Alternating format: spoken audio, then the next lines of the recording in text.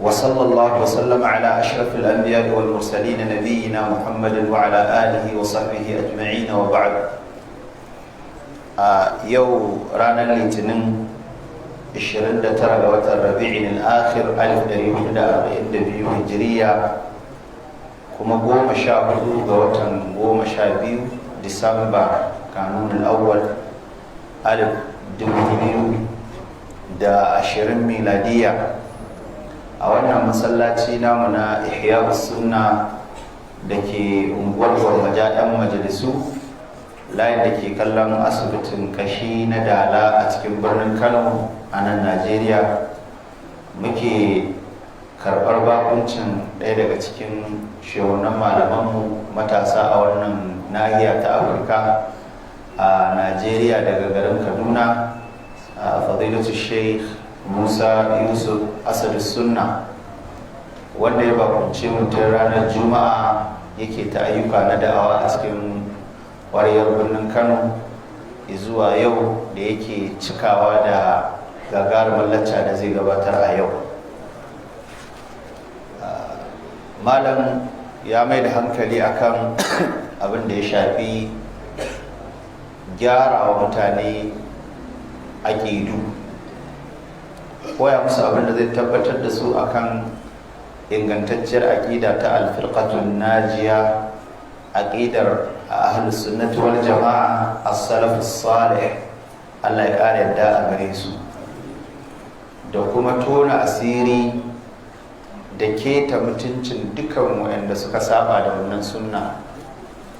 Don haka shi sa malam ya gabatar mana da lacca ta shekaran jiya a masallacin sabuwar gandu, masallacin gwagwarmaya na Sheikh Ja'far Mahmud Adam, da kuma laccar jiya ta masallacin Mazar da ke unguwar Kofar Ruwa a layin da ke kallon kasuwar ɗan tata a cikin birnin Kano duka.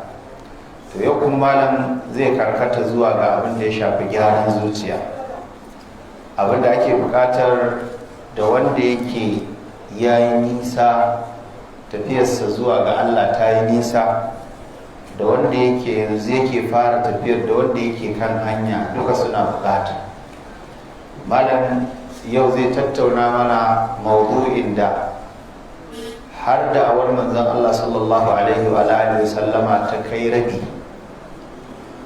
Daga farawarsa aka fara masa da ita, kuma da tafiya ta yi tafiya a daidai lokacin da manzon Allah sallallahu alaihi wa alihi sallam yake fuskantar kalubale na Qurayshawa da neman tanyo da agaji daga Ubangiji subhanahu wata'ala da madadi. To kuma sai Allah ya ƙara nanata masa wannan abu, domin a nuna maka cewa duk inda ka kai matuƙa a addini, to kana buƙatar a sake jaddada maka wannan al'amarin da zai ƙara tabbatar da zuciyarka, ya nutsar maka da ita.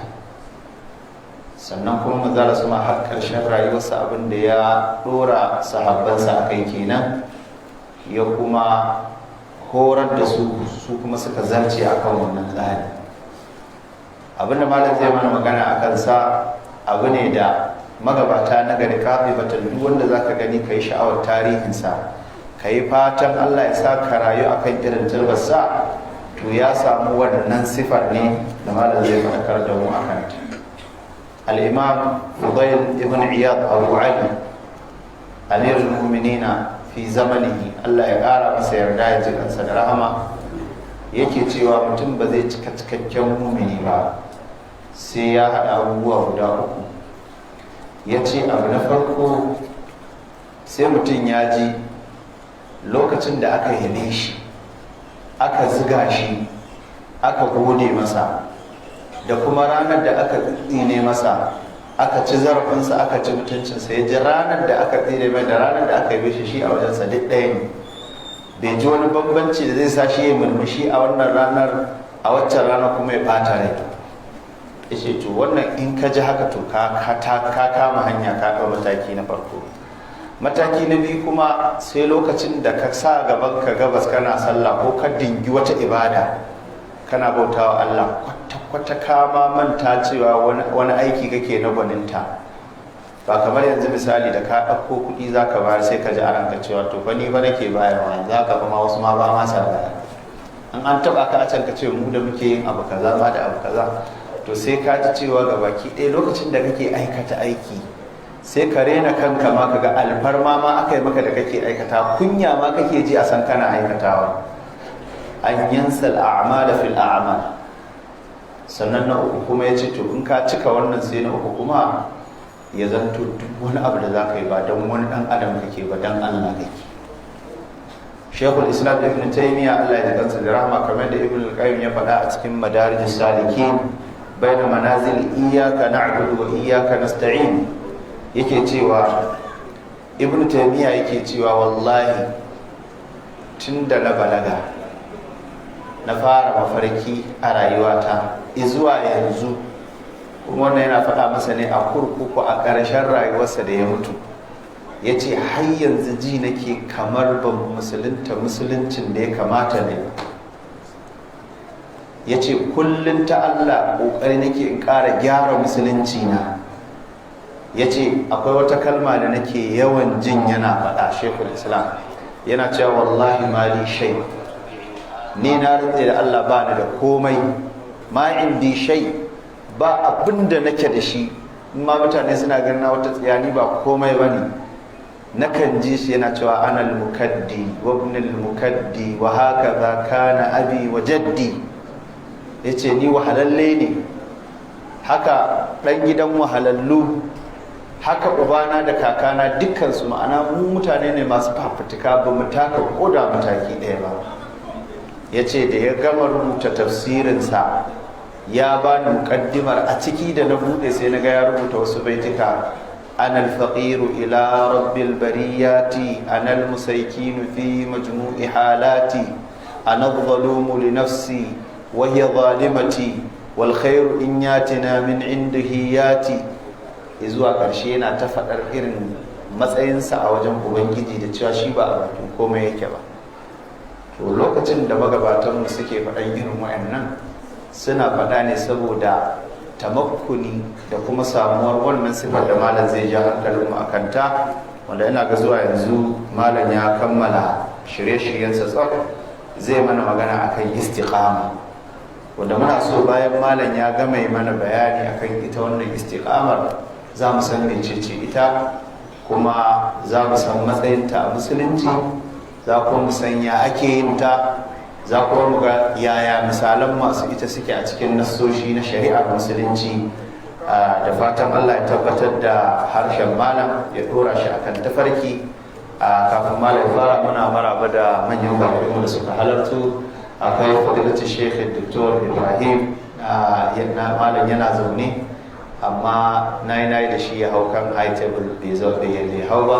sannan akwai ɗan uwa malam Usman Shanono da suka taho da malam, akwai ɗan uwa Abu Sahal Muhammad Salis bin Yamin al-Misri, sannan kuma gashi ɗan uwa malam Awwal Muhammad Awwal Madabo, ɗaya daga cikin manyan malamai da kuma limamai, da kuma ga dai malamai ina kallon su, da kuma ƴan uwanmu da abokanai da muke ta aiki da su malam Abayu, Abu As-Siddiq, da kuma su Alhaji Ado, da su malam Abba, da sauran yan uwa da suke ta kaiwa da komowa wajen ganin cewa wannan lacca ta tabbata. muna fatan Allah ya saka musu da alkhairi, Allah ya sa mu fahimci abin da malam zai faɗa shi, kuma Allah ya mai karɓi harshen sa. malam fa tafaddal mashkuran ma'akum.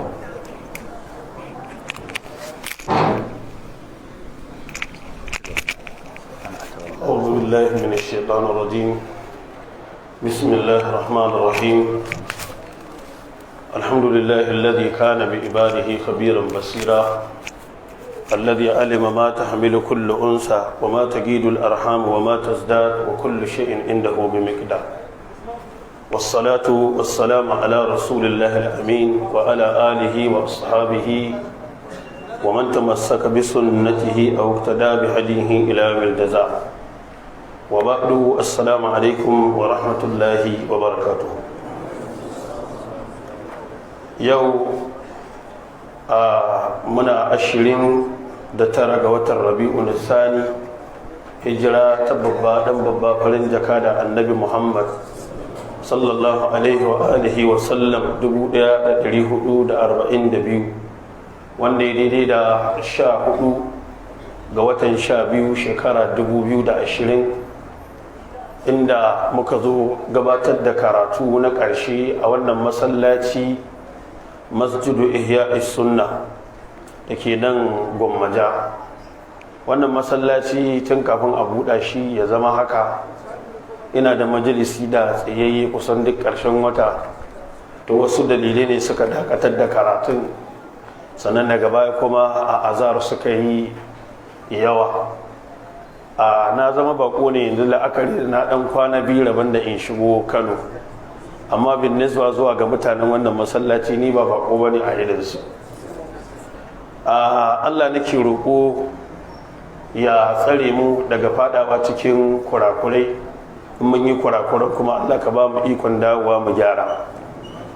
Bayan da abin da muke tattaunawa na miyagun aƙidu, to da wanda yake kan muguwar aƙida da wanda ma bai kanta, babu wanda zai tsira sai idan ya tsayu kan abin da za mu yi magana a kansa, shine tsayuwa akan tafarkin Allah ba tare da karkacewa dama ba ko hagu. Abin yana da wahala kwarin gasken gaske. Na sha yin magana a munasabobi daban-daban cewa malamai suna kawo alamatu na husnul khatima guda 9. ɗaya daga cikinsu dama shine al-istiqama, tsayuwa akan tafarkin Allah. Abu na biyu akwai husnul zanni, kyakkyawan zato ga Allah subhanahu wata'ala. Abu na uku akwai taqwallahi, jin tsoron Allah. Sannan abu na hudu akwai as-sidqu, gaskiya tsakaninka da Allah, gaskiya tsakaninka da mutane. Dan akwai wanda zai yi da'awar imani, amma Allah ma ya san tsakaninsa da shi ƙarya yake wajen da'awar imani. Shi yasa a alƙiyama Allah zai ce qala Allahu hada yawmu yanfa'u as-sadiqina sidqu, rana ce wanda masu gaskiyarsu za ta yi musu amfani. Sannan akwai at-taubatu, tuba. Sannan na shida akwai al-mudawamatu ala ta'ati, dawwama akan aikin da'a. Sannan akwai na takwas shine al-khawf min asbabi su'il khatima, kai kanka ya zamanto kana jin tsoron duk wani sababi da zai ja maka mummunar cikawa. Kwanaki wani mutum ya je, direba ne, musulmi ne, irin na manyan motocin nan, ya gama shan barasarsa, yana so ya samu wacce zai kwana da ita, sai bai samu ba. Sai cikin ma'aikatan hotel din sai ya ce ɗaya ta zo zai kwana da ita, zai biya ta. Da suka je, ya ainihin wato ɗauko magunguna ya sha. Ta ce ya ɗauki kusan awa ɗaya yana amfani da ita. Lokacin da ya gama sai ce mata ga kuɗi ta je ta ɗan nemo musu abin da za su ci. Ko da ta je ta dawo, kafin ta dawo ta samu ya mutu. Da ta dawo ta taɓa shi, ta ɗauka ko ya yi fakare ne cewa bai so ya biya ta ne. Sai ta je ta kira ragowar ma'aikata cewa a zo a tashi mutumin nan, ita fa ba ta yadda ba, dole ba sai ya biya ta haƙƙinta. Ashe ba ta sani ba, ko da aka riga aka taɓa shi, bari ya mutu ga magungunan da ya sha kafin ya amfani da ita, ga ragowar kuma an riga an ɗauki bidiyo an watsa wa duniya ga halin da ya mutu. Kaga in yana da mata inda ya baro da 'ya'ya, ya riga ya bar musu tarihi mara kyau, sai dai yadda hali. Sannan abu na tara akwai addu'a, kai kanka ka dinga yin addu'a cewa Allah ya sa kai husnul khatima din. Na sha faɗa nake cewa akwai abubuwan da ba su da amsa sai sun faru. Yanzu kowa a cikin magashi ya shigo duniya, kuma fita cikin ta dole ne. Yaushe za a fita? Ba wanda zai iya baka amsa. Sannan inda hatsarin yake, za a fita da imani ko ba za a fita da imani ba, wannan shi ma ba shi da amsa sai ya faru. To shi kuma ɗan adam ko me ya zama, ko me ya samu a rayuwar duniya wallahi in yi rashin sa'a ran da zai batta alaƙarsa da Allah ta lalace wallahi bai ci riba zaman duniyan ba, ya yi hasarar da babu lokacin da zai sake dawowa ya kuma gyara. To irin wannan hasaran Allah maɗaukakin sarki ya tsare mu. To ɗaya daga cikin wa'annan asbab ɗin shine al-istiqama, wanda shine mafi muhimmancin da yana iya tattara maka wa'annan abubuwan, su ne wa'anda za mu yi magana a kansu. Shi asalin al-istiqama masdar ne na istaqama, yastaqimu. al-istiqama wanda asali fi'ili ne sulasi al-mujarrad daga qama yaqumu, wanda shine fi'ilau. dan haka tunda qama yaqumu ne asali fi'ili ne sulasi wanda yake ajwab. na sha faɗa nake cewa su malaman lugar larabci a gurinsu suna da af'alu marasa lafiya guda 8. muna da misal din muna da wawi, muna da ya'i, muna da ajwab din muna da wawi, muna da ya'i, muna da naqis, akwai naqis wawi da kuma naqis ya'i. sannan muna da lafif din muna da mafruq, sannan muna da maqrun. asalin kuma al-lafif shine abin da aka tattara. shi yasa Allah ya ce fa idza jaa yawmal qiyamati ji'ina bikum lafifa. idan al-qiyama ta yi za mu zo da ku in ji Allah subhanahu wa ta'ala a tare. To sai aka yi masa ƙarin a alifun ko hamza da sinun da ta'u, sai ya koma akan ma'auni na istaf'ala. To fi'ilin istaf'ala yana ɗaukar ma'anoni da yawa wanda ba ma'anonin nake so in shagaltu wajen ambato su ba. ɗaya daga cikin manyan malamin Ibn Hajar Asqalani a littafin Fathul Bari a mujalladi na 13 shafi na 257 yake faɗa, ya ce idan an ce al-istiqamatu shine kinayatun al-tamassuki, kinaya ne dangane da riƙo bi amrillahi ta'ala fi'lan wa tarkan, wajen abinda Allah subhanahu wa ta'ala yace kai yace ka bari. Ibn Rajab al-Hanbali a cikin littafinsa Jami'ul Ulumi wal Hikam yana faɗa yana cewa والاستقامة هي سلوك الصراط المستقيم. idan an ce al-istiqama shine shiga kan tafarki madaidaici, shi kuma tsayuwa kan tafarki madaidaici yace wa huwa ad-dinul qayyim, shine addini mai kake min ghairi ta'rijin anhu yumnatan wala yusratan, ba tare da karkacewa tafarkin dama ba ko hagu. sai yace wa yashmalu dhalika fi'lu at-ta'ati kulliha, ya kunshi wannan shine aikata duk wani aikin da'a da Allah ya ce a yi, al-zahira wal batina, na ɓoye da bayyane. sannan ya ce wa tarkal manhiyati kulliha kadhalika, da barin abinda Allah subhanahu wata'ala ya ce a bari. sai ya ce fasarar hadhihi wasiya jami'a, sai wannan wasiya sai ta zamanto jami'a, ta tattaro li khisalid dini kulliha, ga duk wata ɗabi'a ta addini da ake buƙatar a tattaru. wannan ya yi ta cikin littafinsa Jami'ul Ulumi wal Hikam a shafi na 139 a nan Ibn Rajab yi wannan magana. al-Imam al-Jurjani a littafinsa at-Ta'rifu ko at-Ta'rifatu yana cewa idan an ce al-istiqamatu hiya al-wafa bil ahad kulliha, shine kai kokari ka cika duk wani alƙawari da ke tsakaninka da Allah. sannan wa mulazamatu tariqil mustaqim, da kuma lizimtar tafarki madaidaici, bi ri'ayati haddi tawassut fil umuri, da kokarin kiyayewa ka zamanto tsaka-tsakiya.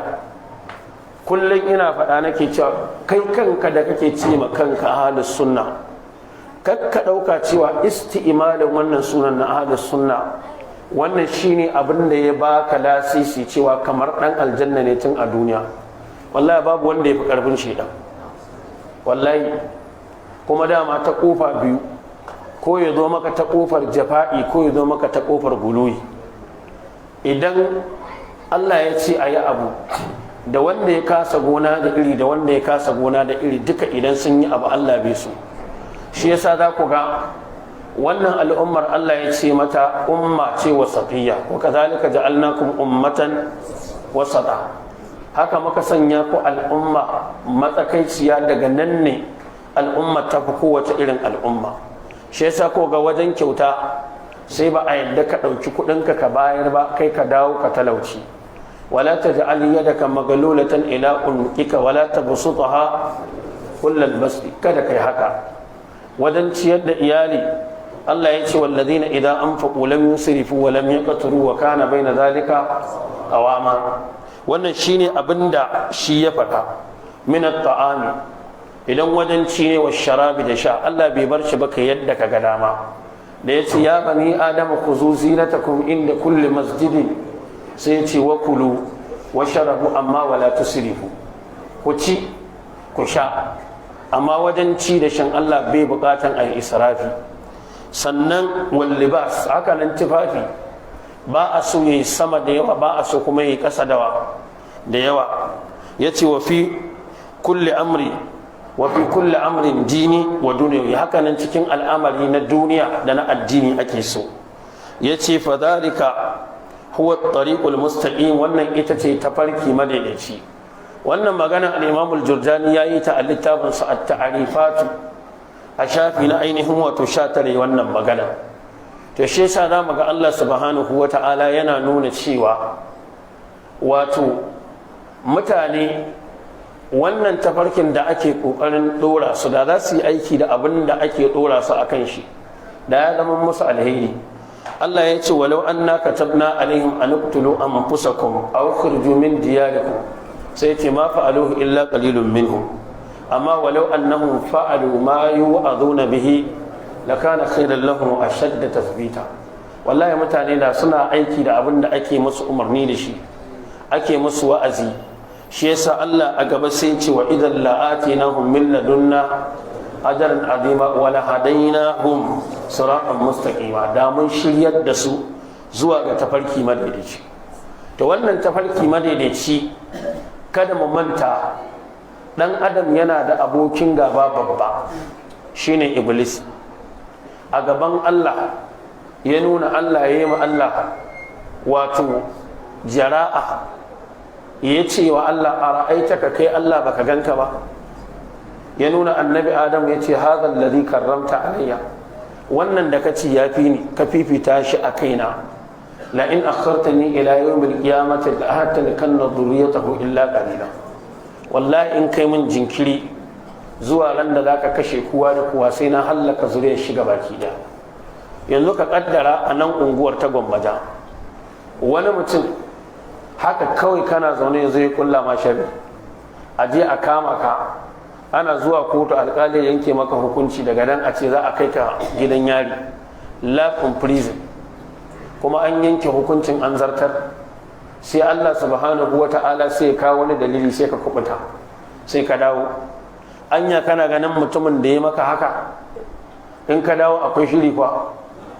kaga gaba kan za a ci gaba da fafata ta sai da hali. in an yi magana za ka ce mutumin da ya zo ya kulla mai shari aka yanke min hukuncin kisa, ai ba ni ba shi har duniya ta naɗe. to shi kuma shedan abin da yake wa ɗan adam fa ya fi muni akan wannan, domin shi so yake ka shiga jahannama ka dawwama a ciki da kai da shi ka zama memba ne na dindindin. shi yasa Allah subhanahu wata'ala ya faɗa mana sanda ya ce masa qala ya iblisu, ko qala ma manaka, me ya hana ka Allah tasjuda id amartu, ba za ka sujjada ba lokacin da na umarce ka nace kai.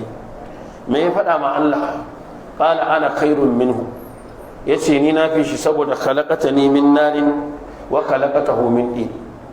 Allah ya ce masa ka fita daga aljanna ta, ba yadda za a yi mutumin da yake mutakabbiri ya zauna a cikin ta, kuma ya yadda cewa zai fita, amma kafin ya fita ya nemi a bashi dama cewa Allah ya yi masa jinkiri zuwa ranar da zai kashe kowa da kowa. Allah ya amsa masa, qala ya ce masa innaka minal mundari, kana cikin waɗanda aka yi musu wannan jinkirin. da aka faɗa haka me yace? cewa ya qala fa bima agawaitani, Allah saboda abin da kai na halakar da ni kuma na shiga ciki, la aqudanna lahum siratakal mustaqim, wallahi ni kuma sai na zauna musu akan tafarkin kamar daidaici. thumma la'atiyannahum min bayni aydihim sannan sai na zo musu ta ainihin wato gabansu da bayansu thumma la'atiyannahum min bayni aydihim wa min khalfihim wa an aymanihim wa an shama'ilihim wa la tajidu aktharahum shakirin yace sai ya tsaya gaba sai ya tsaya baya sai ya tsaya dama sai ya tsaya hagu kuma ka san idan aka ce mutum ya daɗe yana yin abu yana da experience a kan shigo to sai ka tuna cewa shedan ɗin nan fa da ya ɗauki wannan alƙawarin ba ni da kai ba da za mu shekara 60 ko 70 a duniya da fa wanda ya fara bugawa da shi kakan mu annabi adamu tun daga can kuma yana nan matsiyaci har yanzu yana nan wanda za ka ga in zai jefa ka cikin aikin ɓanna mataki yake bi yana da haƙuri haka zai dinga bi da kai daga wannan step ɗin sai wannan step ɗin har sai ya kaɗa karamin da yake so ya kaɗa ka ciki to wannan shine shaidan da haka za mu ga cewa Allah ya sha faɗa a gurare daban-daban ya ce ƙala rabbi bima agawaitani la uzayyinanna lahum fil ardi wal ughwiyannahum ajma'in saboda ni kuma halaka da na shiga duk wani aiki mara kyau sai na kawata masu shi kuma sai na batar da su ga baki ɗaya ya kawo istisna'i ya ce illa ibadaka minhumul mukhlasi sai bayan ka masu ikhlasi ƙala sai Allah ya ce hada siratun alayya mustaqim wannan shine tafarkin da ya zama wajibi gare ni mutane su bi shine tafarki madaidaci duk da jiya bayan mun gama karatu na je ina sauraron Farrajus Suhaibi ya ce bai taɓa ganin wani ɗan shi'a ne ya bugo jahili ne ta amma ya wahalar da ni saboda ya zo ya ja wannan ayar ya ce wai yadda ayar take qala hadha siratun aliyyun mustaqim wallahi ya dage kuma ya ce to ya ce wannan wacce ruwaya ce kuma kake karanta sannan haka ya sake karanta masa cewa inna alaina lal huda ko sai ya ce inna aliyan lalhuda ya ce kuma lalle haka ayat take to sai ya ce ka duba aya ta kaza a cikin sura kaza kuma kwata-kwata ba ayar ba ya ce to wannan na rasa sanin to shi ta ina za a fara tattauna da shi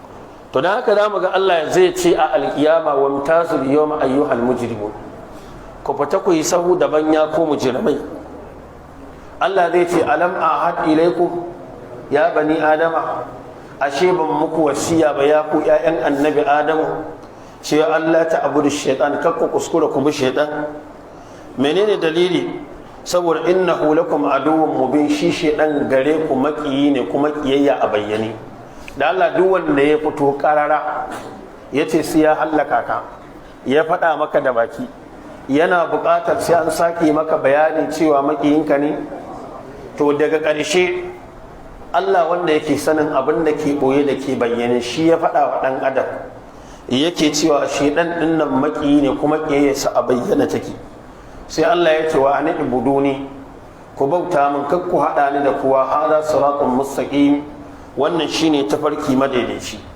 sai Allah ya ce wala qad adalla minkum jibillan kathiran wallahi shaitan ya fatar da generation da yawa kafin ku ya fatar da al'umma da yawa Allah sai ya ce afalam takunu taqilun me yasa mutane ba za su yi hankali ba sai ya ce hadihi jahannamu allati kuntum tu'adun islauha al-yawma bima kuntum takfurun to jahannama shine dama target din sa in dai aka je lahira ka zama memba na zama wuta kuma in dai zaka shiga ka fita to shi hayan ne shedan bai samu abin da yake so ba a'a ya fi so ka zama memba na dindindin idan ka shiga babu fita shi yasa muke ta kokari duk inda muka ji karantarwa farkon abin da muke fara ba muhimmanci shine aqidar mutane ta gyaru to za ku ga da bid'a da shirka suna da alaƙar da mafi yawanci ba shirka bace take fara zuwa bid'a ita ce protocol din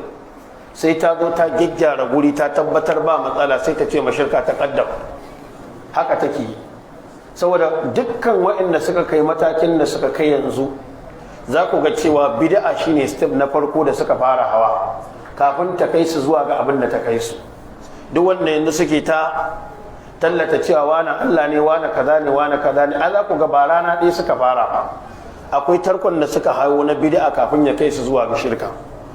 Dan haka wannan shine a matakin farko wanda Allah subhanahu wata'ala yake faɗa. To shi kuma tsayuwa akan tafarki na Allah subhanahu wata'ala din nan wato tawfiki ne daga wajen Allah farko tukunna. Shi yasa zamu ga ayoyi Allah yana cewa shi yake shiryar da wanda ya ga dama zuwa ga tafarki madaidaici. Ya ce sai yaqulu sufaha'u minan nasi ma wallahum an qiblatihim allati kanu alaiha, sai ce qul lillahi al-mashriq wal maghrib yahdi man yasha'u ila siratin mustaqim. Allah yana shiryar da wanda ya ga dama zuwa ga tafarki madaidaici. Sannan haka ya faɗa cewa kana nasu ummatan wahida fa ba'atha Allahu an-nabiyina mubashshirina wa munzirina, har Allah ya je ƙarshe ya ce wallahu yahdi man yasha'u ila siratin mustaqim. Allah shi yake shiryar da wanda ya ga dama zuwa ga ainihin wato tafarki madaidaici. Da haka Allah yake cewa alladhina kazzabu bi ayatina summun wa bukmun fi dhulumat, sai yace man yasha'illahu yudlilhu wa man yasha'u yaj'alhu ala siratin mustaqim.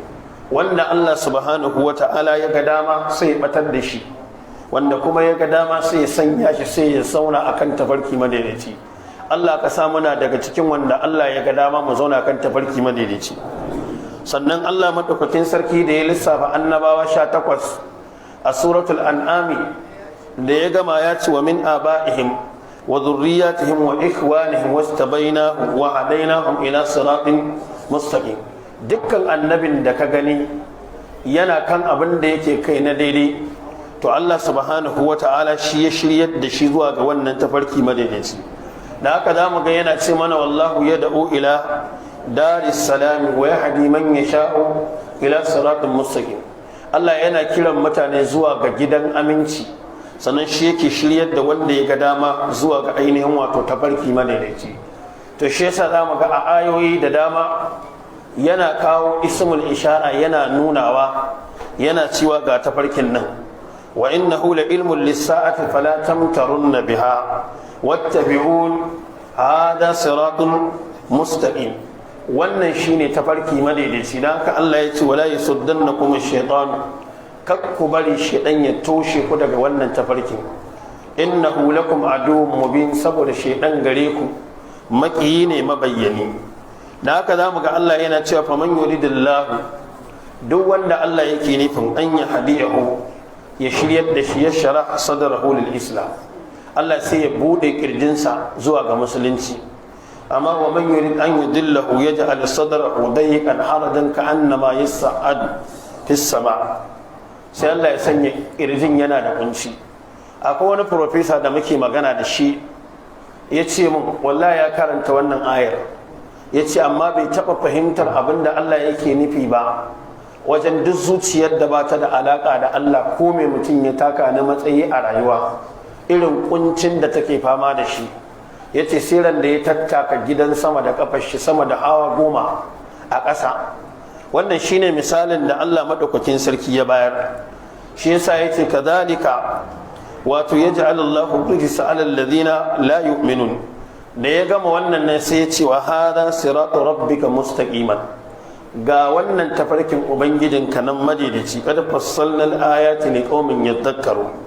Sannan Allah yake cewa wa anna hadha sirati mustaqiman fattabi'uhu wa la tattabi'us subula fatafarraqa bikum an sabili dhalikum wasaqum bihi la'allakum tattaqun. Allah ya ce ga wannan tafarki nawa shine madaidaici, ku bi shi, kakku bi kananan hanyoyi wanda zai raba ku da wannan tafarkin nawa. To shi yasa da mu ga annabi Isa ya faɗa a gurare a suratu Ali Imran, ya faɗa cewa inna Allaha rabbi wa rabbukum fa'buduhu hadha siratin mustaqim. Sannan ya ƙara faɗa ya ce wa inna Allaha rabbi wa rabbukum fa'buduhu hadha siratin mustaqim. Irin waɗannan ayoyin guda uku haka Allah ya kawo su a Qur'ani a gurare mabambanta. To shi yasa za mu ga ɗaya daga cikin annabawan Allah yace inni tawakkaltu ala Allah rabbi wa rabbikum ma min dabbatin illa huwa akhidun bi nasiyatiha inna rabbi ala siratin mustaqim. Me yake nufi da cewa Allah yana kan tafarki madaidaici? saboda duk abin da Allah yake yi nashi yana da tsari da ka'idar da yake gudanar da al'amarin shi. Yanzu muna yin sallah, ku duba ku gani idan za a yi sallah sai an kira sallah. A cikin kiran sallah in mutum ya san abin da ake faɗa, irin fadanci da abin da ake jinjina wa Allah da shi, farkon abin da ake buɗe kiran sallah da shi Allahu akbar, da ma'anar cewa duk wani wanda ka sani a duniya, duk yadda ka gan shi da girma, idan aka haɗa shi da girman Allah ƙasƙantacce ne shi. A gama wannan a ce an shaida ba abin bautawa da gaskiya sai Allah, tabbatar da manzancin manzan Allah sallallahu alaihi wasallam, a ce hayya ala sala, a yau gaugawa zuwa ga sallah, hayya ala fala, a yau gaugawa zuwa ga babban rabo, a sake maimaita wannan sunan, a rufe da la ilaha illallah. In an gama a zo irin kirarin da ake ma Allah sanda ake kira sallah, a sake kwatanta irin shi sanda za a zo a shiga sallah. Bayan an zo an fara sallah, kafin a fara kowanne daga cikin mutane in ya shigo masallaci zai kabbara, wanda kabbaran farko za ku ga sai an daga hannu an yi haka ko to wanda zai ya shigo masallaci yayi wannan kabbara bai yi ta bai watsi da hannunsa haka a baya, sai da ya ɗauki duniya ya sanya ta wara a zaharihi, sannan ya watsi da ita ya fuskanci Allah ya faɗi cewa yanzu duk wani abu da yake da girma a gaban shi ya ajiye shi bai ganin girman kowa sai Allah. In ka san ma'anar abin da kake sallah, shi yasa malamai suka ce idan kana musulmi, idan kaga kana da matsala da abu uku, to kana da matsala da abu uku. Duk lokacin da kaga kana wayuwar gari, ka ji koyaushe kana fama da kuncin rai, to ka binciki kanka menene alaƙarka da ƙur'ani gurin karanta shi. A ina za ka samu wannan? A suratul Taha Allah ya ce wa man a'rada an dhikri fa inna lahu ma'ishatan. Da ka kaurace wa littafin Allah baka da alaka da shi, dole Allah ya hada ka da kuncin rayuwa. Ko da ka tara abin da ka tara ka zama, ba Allah bane ke sa a ji daɗi. Kenan sai ya hada ka da musiba. Dan kama kaɗai sai ya hada shi da kai zama ma matsala. Abu na biyu, idan kana fama da shakawa, duk abin da zaka fuskanta a rayuwarka kaga kai filin kai ka kasa nasara, to ka binciki me alaƙarka da iyayenka. A ina za ka samu wannan? A suratu Maryam. Annabi Isa ya ce qala inni abdullahi atani alkitaba waja'alani mubarakan aina ma kuntu wa awsani bis salati waz zakati ma dumtu hayya wa barran bi walidati wa lam yaj'alni jabbaran shaqiya. Sannan idan kana musulmi kaga manya-manyan laifuffuka wani lokaci yana maka sauƙi ka faɗa musu, to ka binciki alaƙarka da sallah. A ina za ka samu wannan? Inna salata tanha anil fahsha'i wal munkar. To shi yasa ake cewa mai sallah yana munajati da Allah subhanahu wa ta'ala. Hadisi ya tabbata cikin littafin al-Imam Muslim, wato littafinsa al-Musnadu as-Sahih al-Mukhtasar, بنقل العدل عن العدل إلى رسول الله صلى الله عليه وسلم. حديث أبو هريرة cewa Allah ya faɗa ya ce qasamtu salata baini wa baina abdi nisfaini, na raba sallah tsakanina da bawa na gida biyu. Wani abdi ma sa'ala, bawa na yana da abin da zai roƙe ni. Bayan ka zo ka yi kabbara, idan ka ce Allahu akbar, da ka fara karatu ka ce alhamdulillahi, me Allah zai ce hamidani abdi, bawa na ya yabe ya gode mu. Idan ka ce ar-rahman ar-rahim, Allah zai ce asna alayya abdi, bawa na ya yabo gare ni. Idan ka ce maliki yawmiddin, zai ce majjadani abdi. A wata ruwayan fawwadda ilayya amri, bawa ya mai da al'amari zuwa gare ni. Idan ka ce iyyaka na'budu wa iyyaka nasta'in, sai ce hazali, wannan dama na wani ni kadai na cancance shi. Wali abdi ma sa'ala, bawa na yana da abin da zai roƙe ni. Inda akwai wani abu a duniya a irin yanayin da ɗan adam yake munajati da Allah wanda ya fi komai muhimmanci, wallahi da Allah ya ɗaura ɗan adam a kan shi.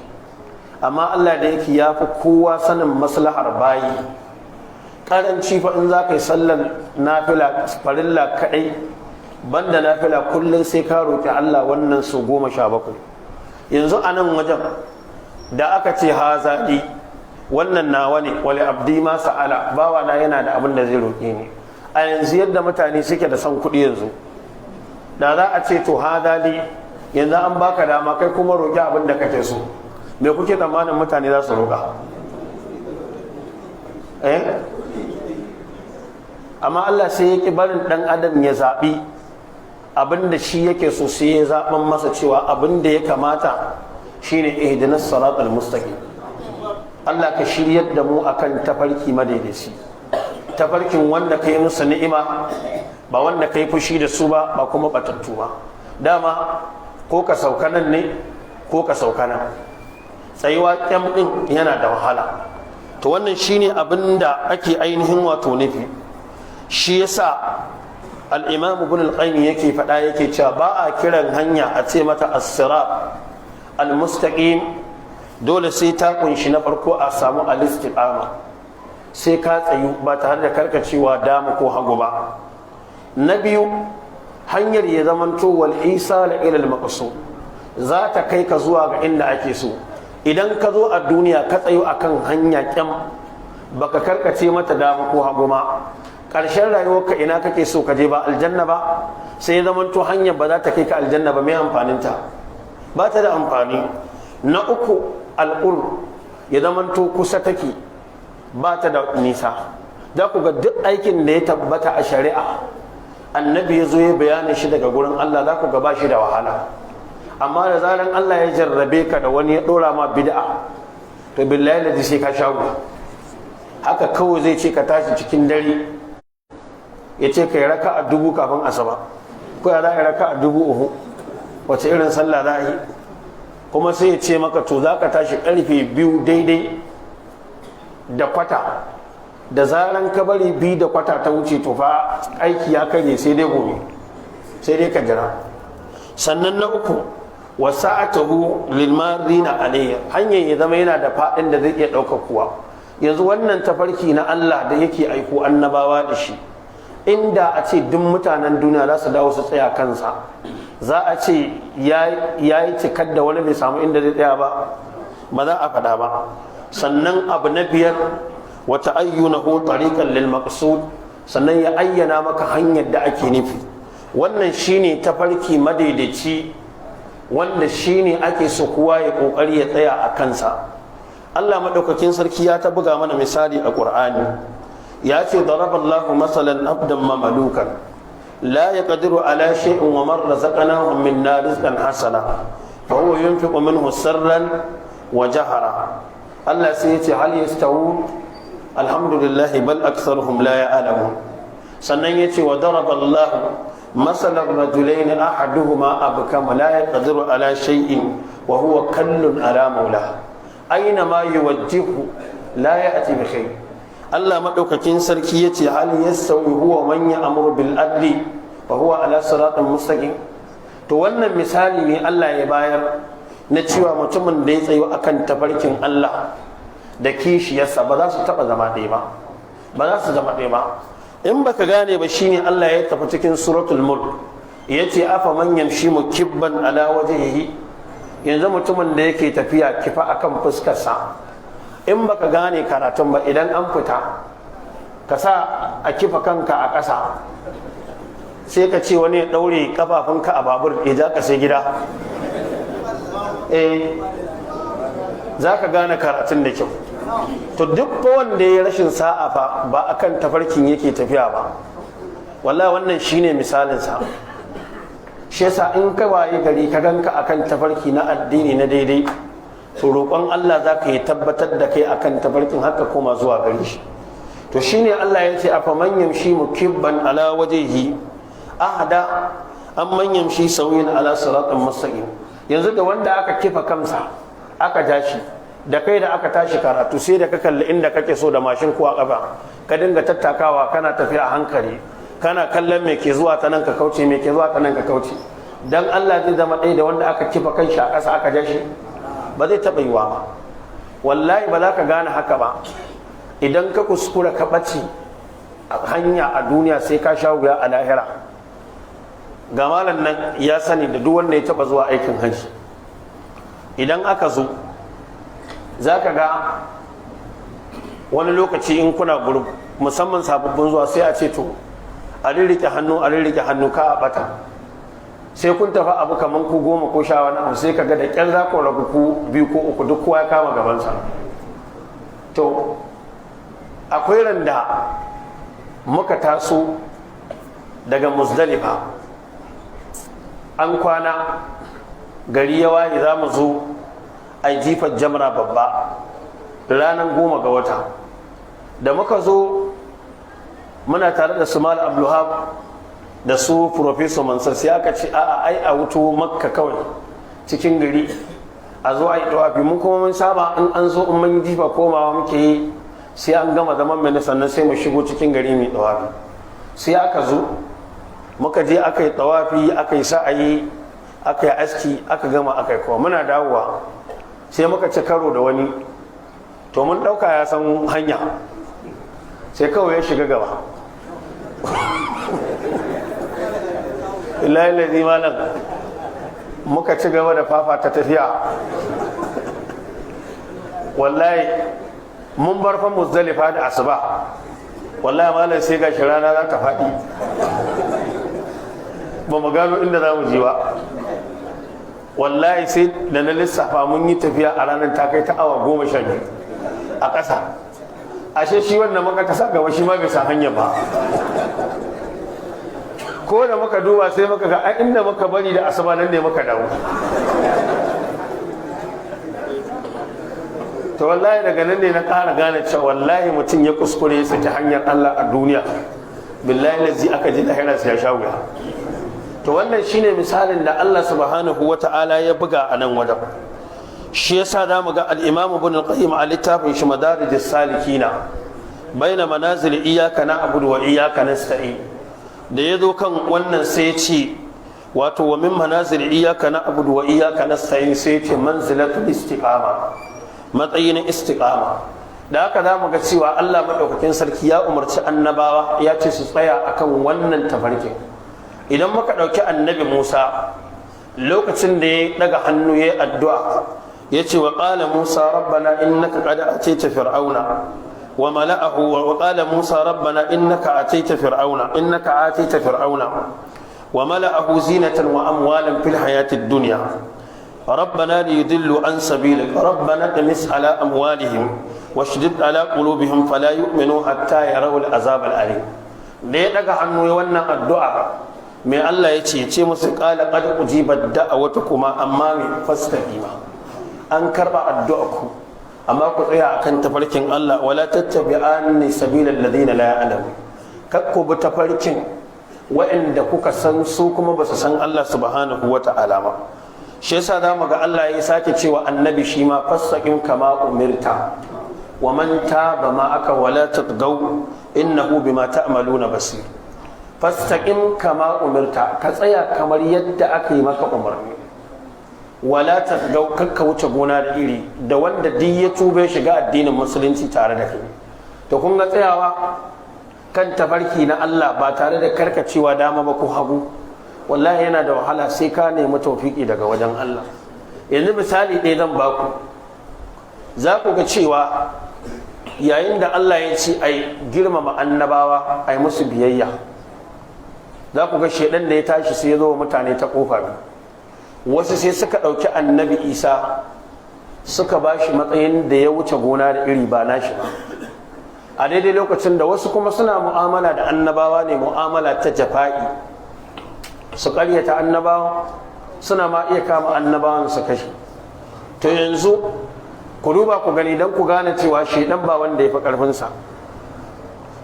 Malamai ai Allah ya maɗaukakin sarki ya ce a girmama su, amma za ku ga mafi yawancin mutane kan wannan ka'idar su ma suke mu'amalantar malamai. Mafi yawancin 'yan bid'a Allah ya jarrabe su da biyayya ga malaman, da girmama wadda ta wuce gona da iri. Mu kuma ɗaliban sunna mu ma da ta mu jarrabawa shine jafa'i ga malamai. duk in kaga an zagi malami a social media kan harkar siyasa, billahi ladhi zaka ga malamin sunna ne yayi zagin kuma dalibin sunna aka zaga, malamin sunna aka zaga kuma dalibin sunna ne yawa. Da aka su shedan sai zo musu ta kofar guluyi, mu ma da muke kiran kan ahlus sunna shedan sai zo mana ta kofar me jafa'i. Shi yasa na faɗa na ce dan kana kiran kanka ahlus sunna, kakka yaudari da wannan mujarradin sunan kawai ka ɗauka cewa wannan adireshi ne na kai ka daga ka tsina duniya da lahira. Kai ma sai ka tsaya ka yi yaƙi da shedan ɗin fafur kiri-kiri. Da haka Allah sai ya ce masa fastaqim kama umirta, ka tsaya kamar yadda aka yi maka umarni. Wa man taba ma'aka, Allah ya ƙara faɗa masa ya ce falidhalika fad'u wastaqim kama umirta, saboda haka kai kira zuwa ga addinin Allah kuma ka tsaya kamar yadda aka yi maka ainihin wato umarni. Shi yasa za ku ga hatta wajen mu'amala da kafirai Allah cewa ya kaifa yakunu lil mushrikeena ahadun inda Allah wa inda rasulihi illa alladhina ahadtum inda al-masjidil haram. Sai Allah ya ce fa mastaqamu lakum fastaqimu lahum inna Allaha yuhibbul muttaqin. To da haka sai zamanto wannan abin da Allah ya ce wa annabi ya tsaya akan tafarki madaidaici, annabi yana tsaye kan tafarki madaidaici ko bai tsaye? Yana tsaye. Wannan bai buƙatar shaidar kowa, farko shaidar Allah subhanahu wata'ala yake buƙata. Allah ya ce kul ka ce masu innani hadani rabbi ila siratin mustaqim, ni Allah ya shiryar da ni ina kan tafarki madaidaici. dinan qiyaman millata ibrahim hanifan wa ma kana min al-mushrikina. Sannan Allah ya ƙara cewa annabi fastamsik billadhi uhiya ilayka innaka ala siratin mustaqim, kai riko akan abin da aka yi maka umarni da shi na wahayi, kai kana kan tafarki madaidaici. Sannan Allah ya ƙara cewa yasin wal qur'anil hakim innaka laminal mursalin ala siratin, kai kana kan tafarki madaidaici bayan kasancewar kana cikin manzanni na Allah subhanahu wata'ala. To wannan yasa kuka ga Allah yana cewa ya ahlul kitabi qad ja'akum rasuluna, ya ku ahlul kitabi dan saƙonmu ya zo muku, yubayyinu lakum kaseeran mimma kuntum tukfuna min alkitabi wa ya'fu an kaseer. Sai Allah ya ce qad ja'akum min Allahi nurun wa kitabun mubin. Sai ya ce bihi yahdi bihi Allah man ittaba'a ridwanahu subul salam wa yukhrijuhum min adh-dhulumati ila an-nur bi idni rabbih wa bi idnihi wa yahdihim ila siratin mustaqim. Da haka Allah ya umarci annabi shi ma ya tashi kira mutane zuwa ga ainihin wato tafarki madaidaici. To wannan ayoyin da suke nuni akan cewa lalle Allah ya umarci annabi ya kira zuwa ga tafarki madaidaici suna da yawa ainihin wato a cikin alkur'ani. Da haka a gurguje yan uwa akwai kuma asbabu wanda suke sawa Allah ya wa mutum tawfiki wajen ya tsaya akan tafarki madaidaici din. Za mu ga cewa ko annabi Ibrahim da ya magana da babansa, cikin abin da ya ce masa ya abati inni qad ja'ani min al-ilmi ma lam ya'tika fattabi'ni ahadika siratan sawiya, ka bi ni. Sai in ba wai shi zai a'a aiki ne na annabawa da masu faɗa maka ga tafarkin da Allah ke so ka rayu akan shi. Shi yasa za ku ga kwatankwacin abin da za ka iya kwatanta abin da annabawa ke zuwa da shi daga wajen Allah, wajen yadda Allah yake so mutane su rayu.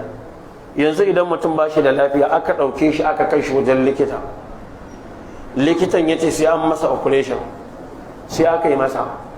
Da Allah idan aka fito da shi daga ɗakin tiyata ba yana cikin dokarsa ba za su ce duk wani abinci mai nauyi ka a bashi ya ci, a yi haƙuri da shi, a bashi abinci, abin sha ɗan shayi haka wanda yake bashi da nauyi, ya yi haƙuri na wani lokaci don ya bashi damar cin abinci na dindindin. To sai Allah ya aiko annabawa su ɗora mutane akan wani tsari na akwai wasu abubuwa na rayuwar duniya su haƙura da su matsala ne don ya ba su damar rayuwa ta dindindin ita ce ta gobe alkiyama. Sai suka ƙi. Yanzu ana fitowa sai mutum ya ce watakila ma likitan ba ma musulmi ba ne, kafiri ne. Sai ce ku kyale shi arnan banza, ku kawo min tuwon shinkafa mai taushe in ɗiba, duk abin da zai faru ya daɗe bai faru. Dan Allah idan aka fito da mutum daga ɗakin tiyata yanzu nan aka kawo masa mai taushe da tuwon shinkafa ya ɗiba, anya ba za ta taushe shi ba kuwa? To kuma idan ta taushe shi kaɗai za ta taushe? Ba shi kaɗai za ta taushe ba. Kaga wanda suka yi aikin an jika musu matsala, yan uwan shi da duk suke fatan a mai aiki ya samu sauƙi, su ma an jika musu matsala. Wannan ya sa ko ga Allah yake ce mana ya ayyuhan nasu, ya ku mutane, sai ce qad ja'akum burhanun min rabbikum, hujja ta zo muku daga wajen Allah shine annabi Muhammad. Wa anzalna ilaykum nuran mubina, kuma mun saukar muku da haske mabayyani shine alqur'ani. sai yace fa amma alladhina amanu billahi wa tasamu bihi fasayudkhiluhum fi rahmatin minhu wa fadlin sannan wa yahdihim ilayhi siratan mustaqima. Allah zai shiryar da su zuwa ga tafarki madaidaici. Allah ka shiryar da mu zuwa ga tafarki madaidaici. Shi yasa da matsala ta faru tsakanin sahabbai a Madina, Allah ya ce musu wa kaifa takfuruna wa antum tutla alaikum ayatullahi wa fiikum rasuluhu wa man ya'tasim billahi faqad hudiya ila siratin mustaqim. To a gurguje saboda yanayi na lokaci zan faɗi asbabu guda 9 wanda suke taimaka ma ɗan adam wajen tsayuwa akan tafarkin Allah ɗin. Abu na farko shine iradatullahi ta'ala lil abdi al-hidayah. Allah shi ya nufi bawan da shari'a. Wannan kuma yana da alaka ya zamanto wato kai kanka kana yin abu ne dama kana yin sa ba dan son zuciya bane, dan neman gaskiya kake. Shi yasa zaka ga wani zai ɗauko wata aƙida yana da mugun zafi a kanta, iya fahimta sake, amma idan Allah ya ga kyakkyawar niyyarsa da gaske ke yin abu, tsammanin yake nan tsira take kuma ba nan tsira take ba, wallahi bai barin duniya sai Allah ya nuna masa hanyar tsira. Amma ka dinga yin abu da son zuciya, to wannan sai ya zama tofalan ma zagu azaga Allahu quluban wa nuqallibu afidatahum wa absarahum kama lam yu'minu bihi. Yadda kana so ka dawo sai ka ga abin ba zai ba, dan dama akan son zuciya ka gina abu. Wannan shine abu na farko. Abu na biyu al-ikhlasu lillahi ta'ala wa mutaba'atu sunnati rasulillahi sallallahu alaihi wasallam. Ikhlasi, gina abu dan Allah.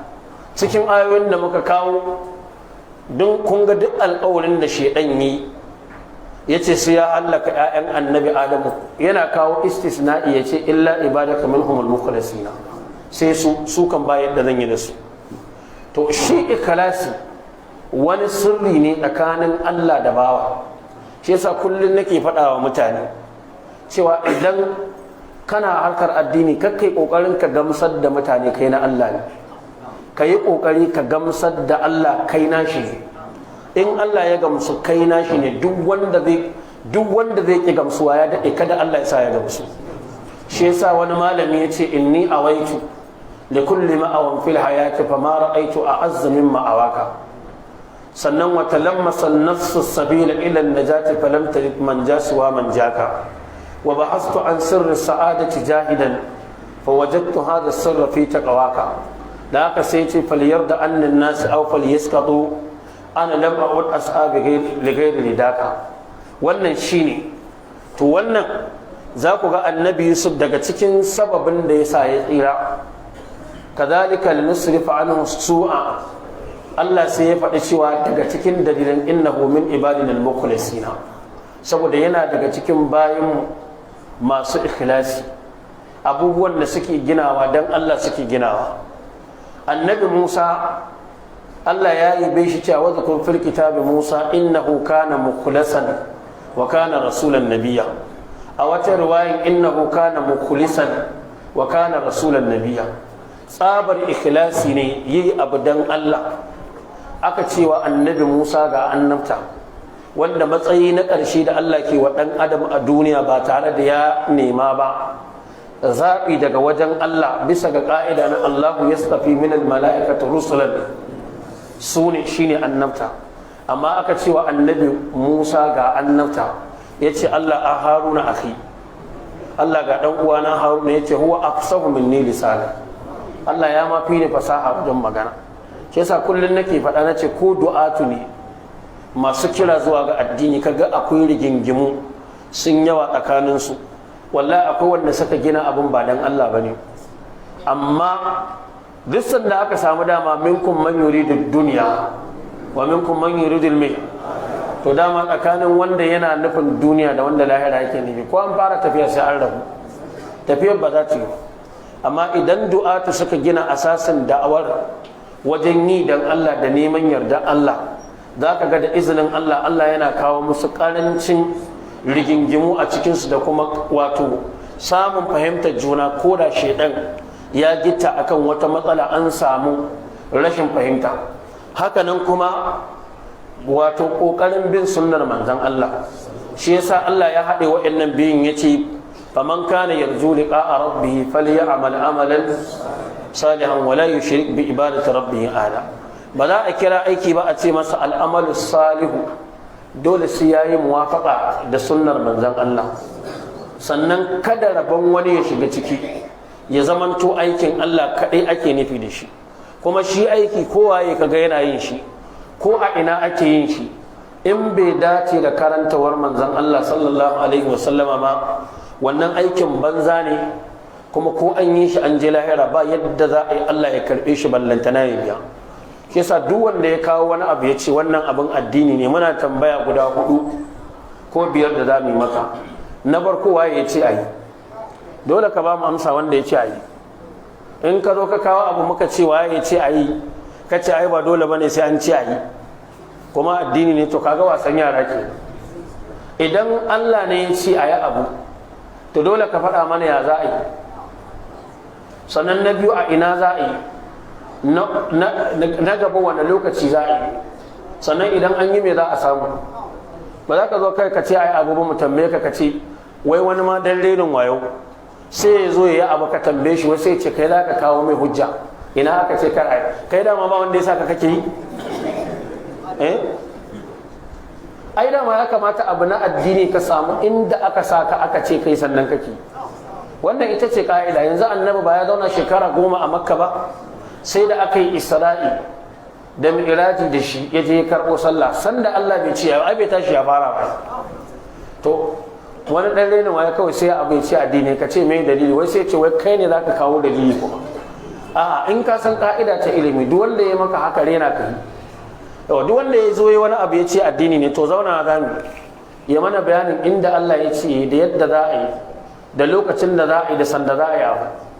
Sannan idan an yi, ina Allah ya ce ga sakamakon da zai biya, sai ka ba mu amsa.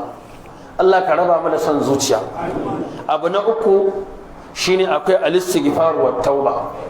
Istighfari da kuma neman tuba zuwa ga Allah, dan umarni ne. Allah ya ce wa tubu ila Allah jami'an ayyuhal mu'minuna la'allakum tuflihun. Kutuba a koma zuwa ga Allah, yawan neman gafara da yawan tuba zuwa ga Allah. Saboda ita tsarin duniya yadda kuka ganta, Allah bai yi ta dan wanda bai laifi ya zauna a cikin ta ba.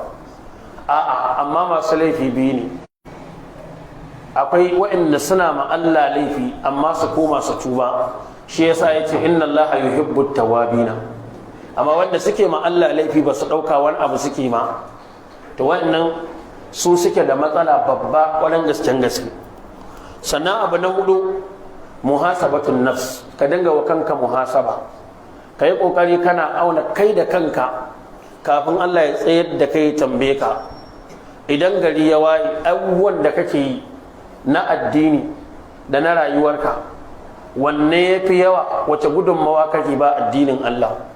In ka lissafa a kullum ko a sati ko a wata, in Allah ya taimake ka rayuwarka 70 cikin 100, 80 cikin 100 tana gudana ne gurin aikin alheri, ragowar kuma sai kai kokari wajen tuba da kuma neman gafara zuwa ga Allah subhanahu wata'ala. Haka gudunmawa. Wannan yasa Allah subhanahu wata'ala ya ce ya ayyuhal ladina amanu taqullaha wal tanzur nafsun ma qaddamat ligad. Ku ji tsoron Allah, kowace rai ta duba ta gani mai ta gabatarwa da kanta dan gobe. Na tabbatar duk mutumin da yake kokarin bibiyar abin da yayi mara kyau ya rage, mai kyan ya ƙara, ko gaban Allah in yaje sai ya samu sauki. kwanan nan mun dan zazzagaye mutane masu hali mun faɗa masa gaskiya ta lahirar nan da kuke gani za a je ta da gaske ne kuma shi yasa in mutum ya mutu da an je an rufe shi an dawo sai a ce ai wani ya riga mu gidan gaskiya kenan wannan gidan da kake ciki ba gida bane nawa an tafi gidan gaskiya to wannan duniyar da kake ganin ta idan ba kai ka gina lahirar da kanka ba wallahi ba wanda zai gina ma ita musamman yanzu da aka samu jarrabawa ka sha wahala ka tara kuɗi ɗanka yana taimaka stoki ba ya zo wucewa ka ga gayu yan uwanshi suna Allah ya kai giwa yana mace nama shine Allah ya saka faɗi shi ya zo ya kwanta kan kuɗin yana maka wannan fatan to ɗan da ke maka wannan fatan shi kake tsammanin kai ka gina lahirar da kanka ran da ka bar duniya wannan yaron ne zai aikin alheri wai Allah ya kai ladan wajenka wallahi kalla wa alfu kalla shi yasa Allah ya ce wal tanzur nafsun ma qaddamat ligadin abu na biyar shine al muhafazatu ala salawatil khams ma al jamaa kai kokari gurin salloli biyar kana kiyaye su tare da jama'a za mu ga Allah madaukakin sarki yana faɗa mana wannan a cikin ayoyi da dama a Qur'ani a zaman kawo ayar inna salata tanha anil fahsha'i wal munkar za mu ga yana cewa alladhina hum ala salawatihim yuhafizuna to yuhafizuna da yake cikin wannan ayar wannan fi'ili ne wanda yazo ala wazani fa'ala yufa'ilu mafi yawanci abin da dalibai suka fi sani yana zuwa a babun al-musharaka bainas nini kaman qatala da qasama da daraba amma fi'ilin fa'ala yufa'ilu akwai lokacin da yake zuwa li yadullu ala at-takthir wal mubalaga shi yasa duk inda kaga manzal ladhi yuqridu Allah qardan hasana fa yudha'ifahu to ba wai a'a za a ninninka bane ka ninka ma Allah ya ninninka maka a'a li yadullu ala at-takthir wal mubalaga to wannan yana nuna yadda suke da kokari gurin ainihin wato tsara sallah sana abu na shida shine neman ilimi wanda yake na shari'a shine na alqur'ani da sunnar manzon Allah sallallahu alaihi wasallam dan kome mutum ya karanta a duniya wallahi in bai san littafin Allah ba bai da alaka da karantawar manzon Allah ko me ya zama wallahi tallahi yana da saura idan ya zama professor a bangaren computer science yana iya kera tashi computer ma amma idan an ce fassara Fatiha bai san me aka ci ba bai san me ta kunsa ba zai iya karanta ba to yin akwai bakaneza a ungoku yana faci da shi da wannan bakanezan duk ba su da bambanci ta bangaren sana'a shi wannan yana sana'ar faci shi kuma ya iya sana'ar kwamfuta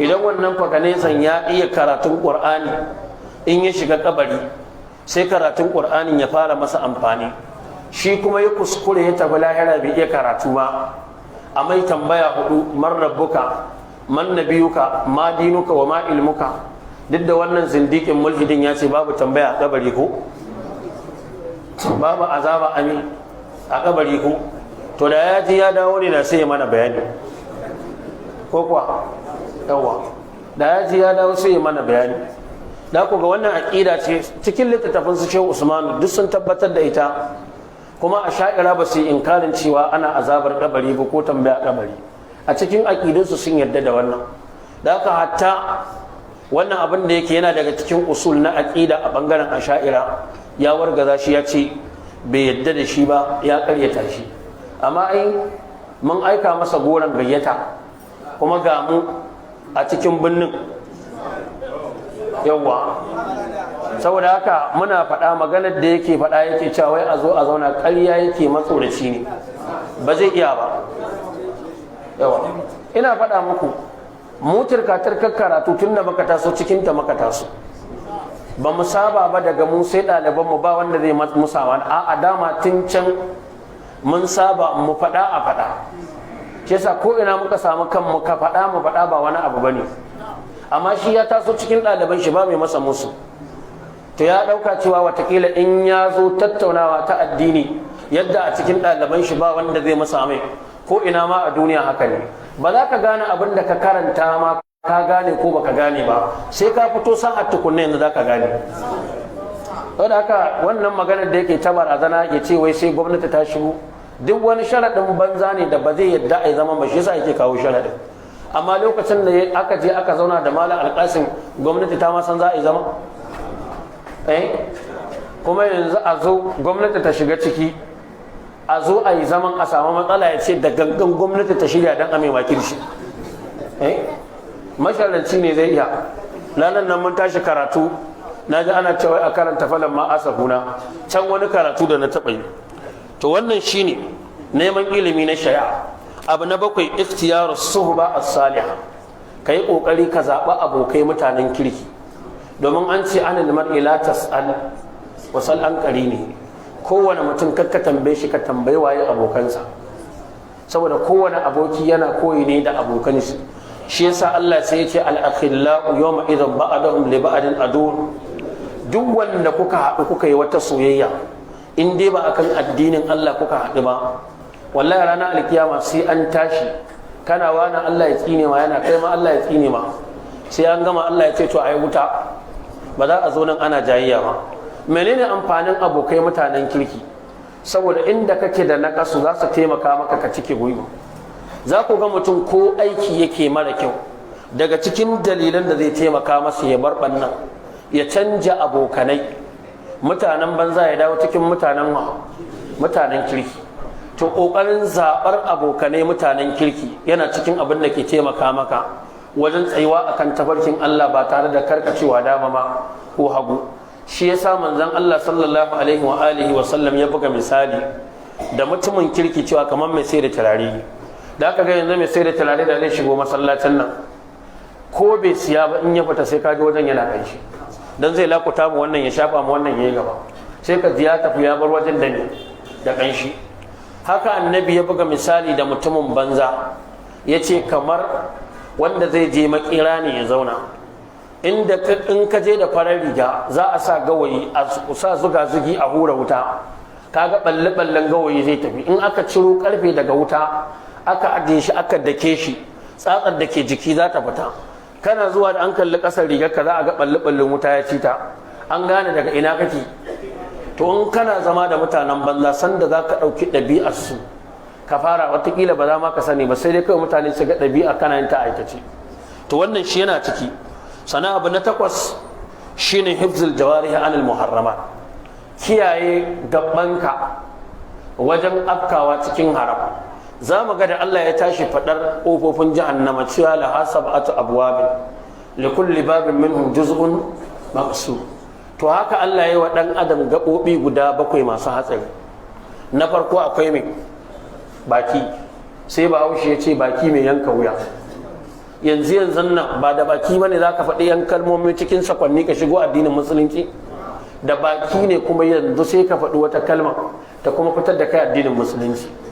Sannan na biyu akwai ido, da Allah ya yi wa ɗan adam ido bai masa shi ba dan ya bude duk abin da ya ga dama ya kalla, sai da aka yi masa kaidi, aka ce wa qul lil mu'minina yaghuddu min absarihim wa qul lil mu'minati yaghuddna min absarihinna. Sannan akwai mai kunne, ita ce gaba ta 3, ba a yi maka shi ba dan duk abin da ka ga dama ka saurara, sai abin da yake da alaka da alheri. Wayannan sune na nawa 3. Sannan abu na 4 akwai hannuwa. Da ku ga mafi yawan laifuffuka Allah sai ce zalika bima qaddamat aydikum. Sannan gaba ta 5 ita ce kafa. Din da za a yi wani laifi to sai kafa ta tattaka ta ji, sannan za a yi. Sannan gaba ta 5 ta 6 ita ce ciki da gaba. Da ku ga suna da alaka. Cin abin da bai halatta ba, daga zaran ciki ya riga ya dauka ya koshi, daga nan abin da zai motsa sai kuma sha'awa. To ko a aiwatar da ita inda Allah yake so ko inda Allah baya so. Sannan wanda ke masa jagoranci ita ce zuciya.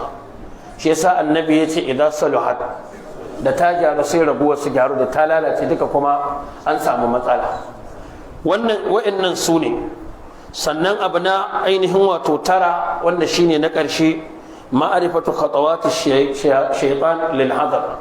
Ka san wato takdidi na shedan, hanyoyinsa, kai ta iya kokarin ka wajen kakka fada musu. Da haka zamu ga Allah yana ce mana ya ayyuhan nasu kulu mimma fil ardi halalan wa la tattabi'u khutuwati shaytan innahu lakum aduwwun mubin. kar ku bi abinda shaidan ya zo ya zana a matsayin hudarsa, to ku yi hankali saboda maƙiyi ne. shi yasa Allah ya ce inna ma ya'murukum bis-su'i wal fahsha'i wa an taqulu 'ala Allahi ma la ta'lamu. wayannan sune ababen da zai iya hararuwa yanzu saboda lokaci ba mu fara da wuri ba, kusan yau tunda muka fita da rana ba mu ma dawo ba sai daidai lokacin karatun nan. ina so in rufe da jawaban godiya ne zuwa ga wasu mutane wanda duk bai ji kuma sunansa ba ya mana kyakkyawan zato, ya mana haƙuri. mutum na farko akwai babanmu mahaifinmu Alhaji Yusuf Abdullahi, dattijan sunna, khadimus sunna. muna roƙon Allah ya ƙara ma rayuwar wannan dattijan albarka da shi da ta iyalan gidansa gabaki ɗaya. na shigo Kano na ɗan kwana biyu dama kun san ban shigo Kano ba, to wannan karan ne da na shigo na je na duba shi, kuma ina roƙon Allah ya ƙara masa lafiya. sannan akwai wani ɗan uwa Alhaji Bashir daga Borno, amma asali mutumin Kano ne, yanzu yana Maiduguri da zama. jin cewa zan shigo Kano ya kamata ya hau jirgi daga Legas ya wuce Maiduguri, sai da ya sauka nan garin don kawai mu haɗu, saboda waya ake yi ba a haɗu ba. na san ya wuce. Alhaji Bashir ina fatan Allah subhanahu wata'ala ya kai ka ainihin wato gida lafiya. sannan akwai ɗan uwa Alhaji Awwal ɗan Batta da jama'arsa, irin su Alhaji Sunusi, irin su ainihin wato Alhaji Abdulrahman da irin su Alhaji Abdullahi, duka ina musu fatan alheri. sannan akwai Alhaji Hashimu Singa, sannan akwai ɗan uwa Alhaji Yusuf Bako da kuma iyalan gidan marigayi Alhaji Muhammad Zakari, shine ga Malam Abairu. tunda na shigo garin nan irin su Musa Dogo, shi Malam Abairu in na shigo garin nan duk abin da yake ajiya yake sai na bar garin nan sannan yake koma ya ci gaba da harkarsa. ga masallacin da muka yi karatuttuka ko jiya, masallaci ne da mahaifinsu ya gina.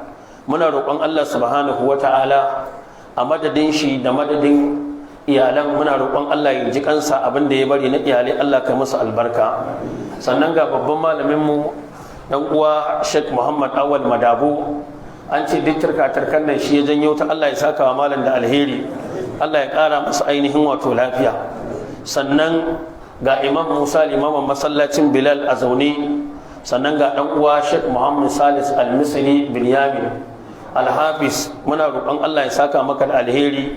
sannan akwai dan uwa Alhaji Murtada Bashir, sannan ga babban malami masanin lugar larabci, masanin hadisi, a Sheikh Abubakar Abdulsalam baban gwale. saboda haka malam muna roƙon Allah ya ƙara ma rayuwarka ainihin wato albarka. wanda duk ba su ji sunayensu ba saboda ƙarancin uzuri, da 'yan uwa da suka babba da lokutan su wajen halartar karatuttuka da ake yi, to muna roƙon Allah maɗaukakin sarki ya saka ma kowa da alheri. Allah ka samu rayu akan tafarkin sa madaidaici ba tare da karkacewa dama ko karkacewa ainihin wato hagu ba. abinda muka faɗa daidai Allah ka ba mu lada, wanda kuma ne kuskure Allah ka yafe mana. wa bi hadzal qadri kifaya, wa subhanaka allahumma bihamdik ashhadu an la ilaha illa anta astaghfiruka wa atubu ilaik. assalamu alaikum wa rahmatullahi wa barakatuh. وعليكم السلام ورحمة الله وبركاته. Allah ya saka wa masu da alheri, kuma ubangiji Allah ya bashi ladan da yake bawa bayan sanagari masu ziyara saboda Allah, masu fa'idantar da mutane hanyoyin fahimtar addini. a gafarcen ɗazu wajen gabatarwa a Sheikh Dr. Mustapha sai na ce Dr. Ibrahim na shiga zuhuri ne a gafarcen mu Dr. Mustapha ɗan dubuwa hafizahullah. Sannan kuma muna cikin karatu, wasu daga cikin yan uwa sun shigo su ma duka a takaice a jumlace muna yi musu barka da zuwa. A takaice malam ya yi mana bayanin mecece istiqama, tsayuwa akan daidai, kuma wannan istiqamar da gaske ake magananta, domin wallahi ba dan ita bura manzo Allah sama ba zai sha wahala a rayuwarsa, da sai ya kwanta ya huta. Amma lokacin da aka tsare su shekara 3 a cikin Shi'ibu Abi Talib, duka saboda ɗaukar kalmar Allah, bai taɓa bacci ya huta ba. aka hana su ci, aka hana su sha, aka hana su walwala. Wanda yake ba shi kariya ya banga-banga shine Abu Talib, baban Sayyidina Aliyu. Sai matarsa Khadija, wacce take da ɗan wani abu a hannunta, ta kuma sakhare wa manzo Allah sama wannan abin domin hidimar rayuwarsa da da'awarsa, wanda ba yadda za a yi malami mai da'awa a wannan zamanin da zamanin da ya wuce ya iya tsayawa da kafafuwansa ya faɗi gaskiya idan ba ya samu wani ƙarfi a gefensa da yake taimaka masa ta fuskar tattalin arziki ba, da kuma wani ƙarfi ta fuskar iko. A lokacin Abu Talib yana da iko a Makka, wanda Allah ya kaddara ba za a taɓa manzon Allah sama ba za a kashe shi ba saboda tsoron ikon da Abu Talib yake da shi. Ko manzon Allah sama ba zai buƙaci sai ya je inda ya sha wahala domin ya samu abin da zai ci ba, saboda Khadija tana da abin da take da shi, Abubakar yana da abin da yake da shi. Wannan su suka tsaya suka kewaye da'awarsa suka bata kulawa. To ana tsaka da haka manzon Allah ya fito daga wannan kangin na shekara 3, sai da ta kai duk waɗanda suke cikin kangin ba wanda bai fita hayyacinsa ba. Mutum zai je banɗaki, zai je bayan gari, ya zama abin da yake fitowa daga cikinsa irin abin da dabba take fitarwa ne saboda wahala. Yana fitowa satin da ya fito sai Abu Talib ya rasu. To yanzu ikon da yake da shi ya kauce, sai kuma Khadija ta zo ta rasu. To sai mushrikai suka ga dama abin da suke shayi shine Abu Talib da kuma arzikin da Khadija take da shi. To yanzu gaba ɗaya babu, sai suka ƙara ninninka wahalar wadda suke wa manzon Allah sallallahu alaihi wasallam. Wannan ta sa dole manzon Allah sai ya tattara ina sai ya tafi Ta'if. Da ya tafi Ta'if, a zatansa sallallahu alaihi wasallama zai samu karbuwa a wajen mutanen Ta'if. Ya fita ya bar Makka kenan, yanzu ya fita daga Makka, kamar yanzu ne a soke nationality din mutum. In zai dawo kuma sai ya yi visa, an ba shi dama ya zo a matsayin bako. To kuma wanda zai yi visa a hannunsu makiyansa ne.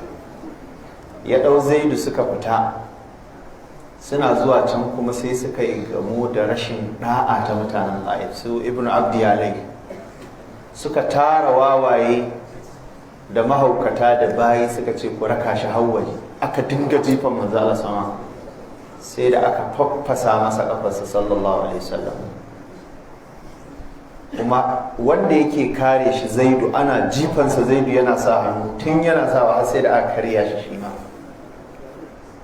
To yanzu duk damuwar shi ne kamar yadda maza sama yake bawa na Aisha cewa da ta tambaye shi, kuwa wai ku akwai ranar da ka shiga damuwa irin ranar da aka yi maka rubdugu a yakin Uhud? Sai yake ba ta labarin abin da ya haɗu da shi a wajen su Ibn Abdiyalai. To a nan sai ka ga a iya gajeren hankali da tunanin mutum an zo lokacin da maza Allah zai huta, tunda yana da gata a wurin Allah, kuma Allah yake wa aikin nan, kuma Allah ya isa yi komai. Amma maza Allah bai sake shigowa maka ba sai da wanda ba musulmi ba ya masa garanto ya shigo da shi. To ba a nan ne manzon Allah sallallahu alaihi wasallam tukwicin da aka yi masa tukwici ne na ibada. Sai aka saukar masa da suratu Yusuf, aka saukar masa da suratu Hud, aka saukar masa da Yunus, aka saukar masa da Hud. Wayannan surorin duk gaba ɗaya don su gwada masa cewa gwagwarmayar annabta da da'awa gwagwarmaya ce daga farko har zuwa ƙarshe. Shi yasa hadisi ya tabbata daga Anas ɗan Malik, Allah ya ƙara da a gare shi, wanda Imam Tirmidhi ya rawaito shi a cikin As-Sunan, kuma ya rawaice shi a cikin Ash-Shama'il al-Muhammadiyya, afwan daga Abdullah ibn Abbas, Allah ya kare da a gare shi, yake cewa sai na Abubakar yake cewa da manzo Allah sama, ya Rasulullah araka qad shibt, naga furfura ta fito maka. Da ba su san shi da furfura ba, duk da cewa shekarunsa sun ja, ya doshi shi ya haura shekara 50 a lokacin, amma Allah ya ban masa gashinsa baki mai kyau sallallahu alaihi wasallama, a gemunsa da kansa to amma daga baya sai aka ga gashi kamar da Abdullahi dan Umar ya faɗa kusan gashi guda 20 duk sun zama farare. Sai na Abubakar ya ce araka qarshit ya Rasulullahi na ga kayi furfura. Sai manzo Allah sallallahu alaihi wasallam ya ce shayyabatni hudu. A cikin ruwayar Shama'il wa akhawatuha, hudu da ƴan uwanta su suka sa ni wannan furfura. A cikin ruwayar Sunan shayyabatni hudu wal waqi'atu wal mursalatu wa amma yatasaalun wat takwir. Ce wayannan surorin su ne suka tayar min da hankali har suka sa na yi furfura. To al-zahir wallahu a'lam, malamai sun bibiyi surorin nan guda 5 suka gane me yasa manzon Allah ya furfura a cikin wannan surorin. Wacce ya fara faɗa ita ce suratul hud, wadda babu sabani akan ruwaya shayyabatni hud wa akhawatuha, ko da yake cewa Ibn Hajar ya kawo shi a misali na hadisi muttarib a cikin nukat. Amma dai al-rajih wallahu a'lam shine hadisin ya inganta cewa suratul hud ita ta sa manzon Allah sallallahu alaihi wasallam ya furfura. To faɗin Allah subhanahu wata'ala fastaqim kama umirt, fastaqim kama umirta, ka tsaya a yanda kake bautawa Allah kamar yadda aka umarce ka. Ma'ana babu wani lokaci da za a ce to yanzu lokaci yayi da kayi fana'i zaka huta, babu magana hutu. Shi yasa Manzo Allah sallama ayyukansa na da'awa suna ƙara bunƙasa, amma bai rage sallar da yake ba, bai rage azumin da yake ba sallallahu alaihi wasallam, bai rage kyakkyawar mu'amala da mutane. Mu ku duba ku ga a zamanin nan da ka dan fara girma, ka dan taka wani mataki a neman ilimi, to sai ka canja abokanai. La'alla ma kana dan sakin fuska a cikin gidanka, to shikenan haƙoranka ma sai su zama kamar al'amura, ba koyaushe kake buɗe su ba, wataƙila sai ka ga ba kowa.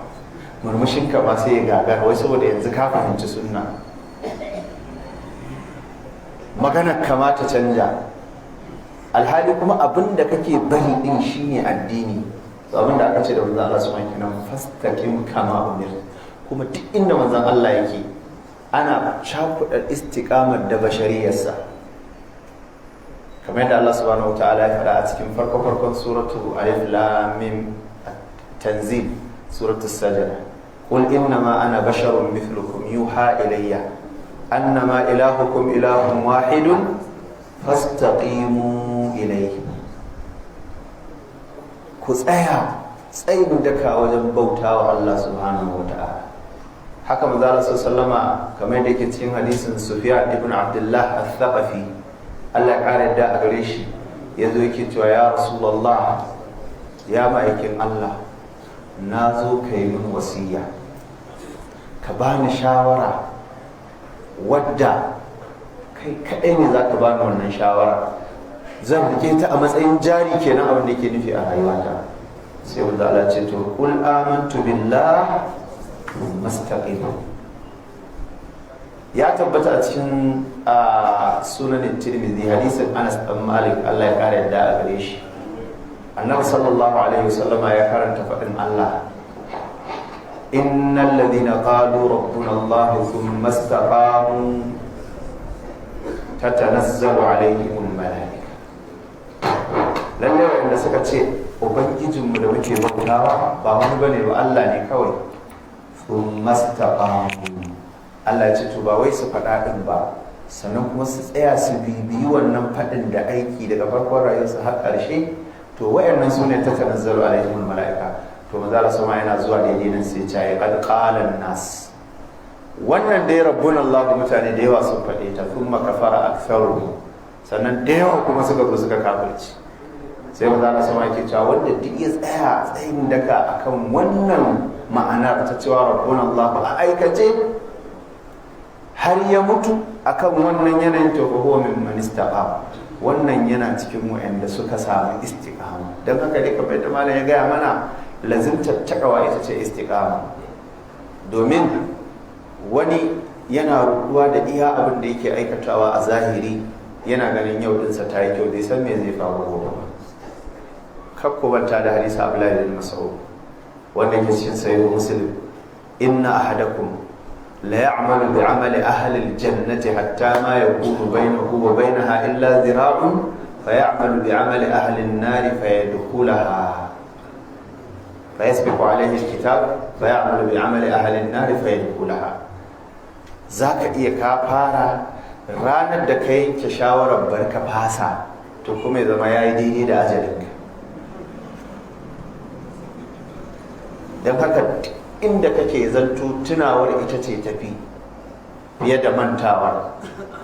ku ji ayan nan ta cikin suratul a'raf, karshen suratul a'raf, innal ladhina taqaw idza massahum طيفٌ من الشيطان أو تقراء إذا مسهم طائف من الشيطان تذكروا فإذا هم مبصرون.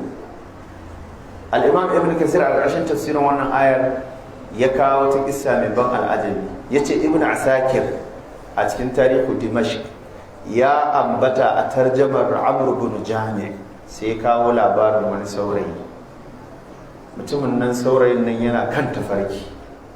Rana tsaka sai wata shaidaniyar mace ta zo ta neme shi sai ya kau da kai, ashe ba takura ba ta sake zuwa ta neme shi ya sake kau da kai, ta kuma zuwa ta neme shi, karshe dai sai ta fi ƙarfinsa.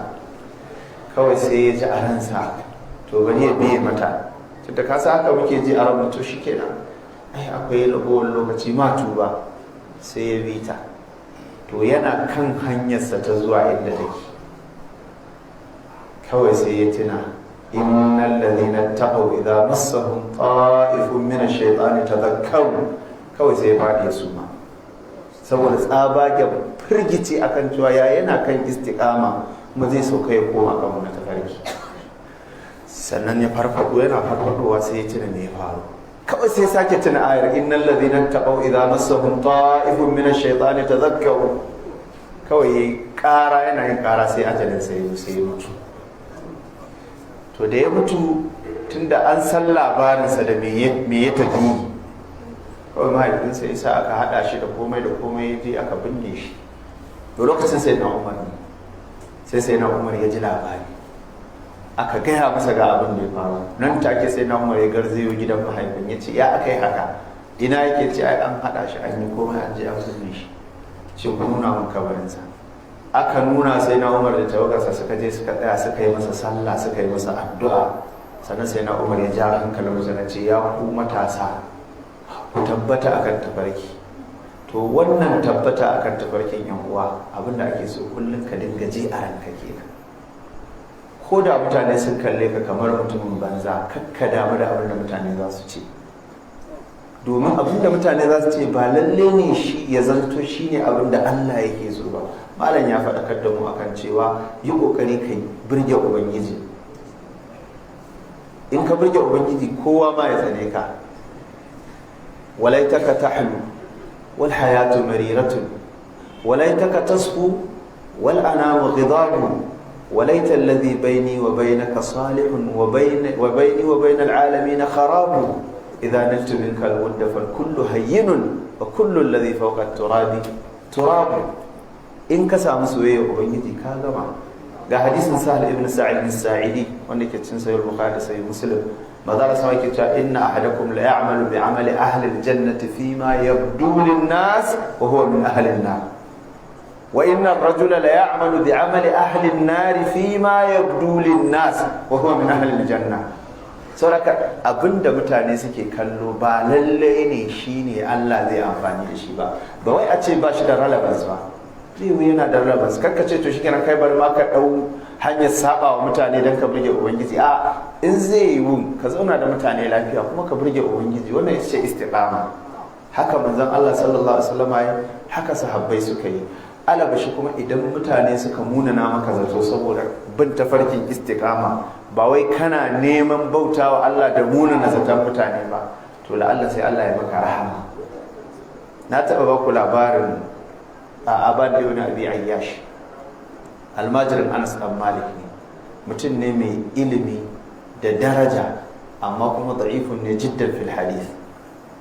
Shu'ba yana kazzaba shi a hadisi saboda ba shi da hadda, amma ta fuskar addini da ibada Ayyub as-Sikhtiyani yana cewa shine tawusul ubbat. Da masu bauta Allah tsuntsaye ne to da shi dawisu ne a cikin su.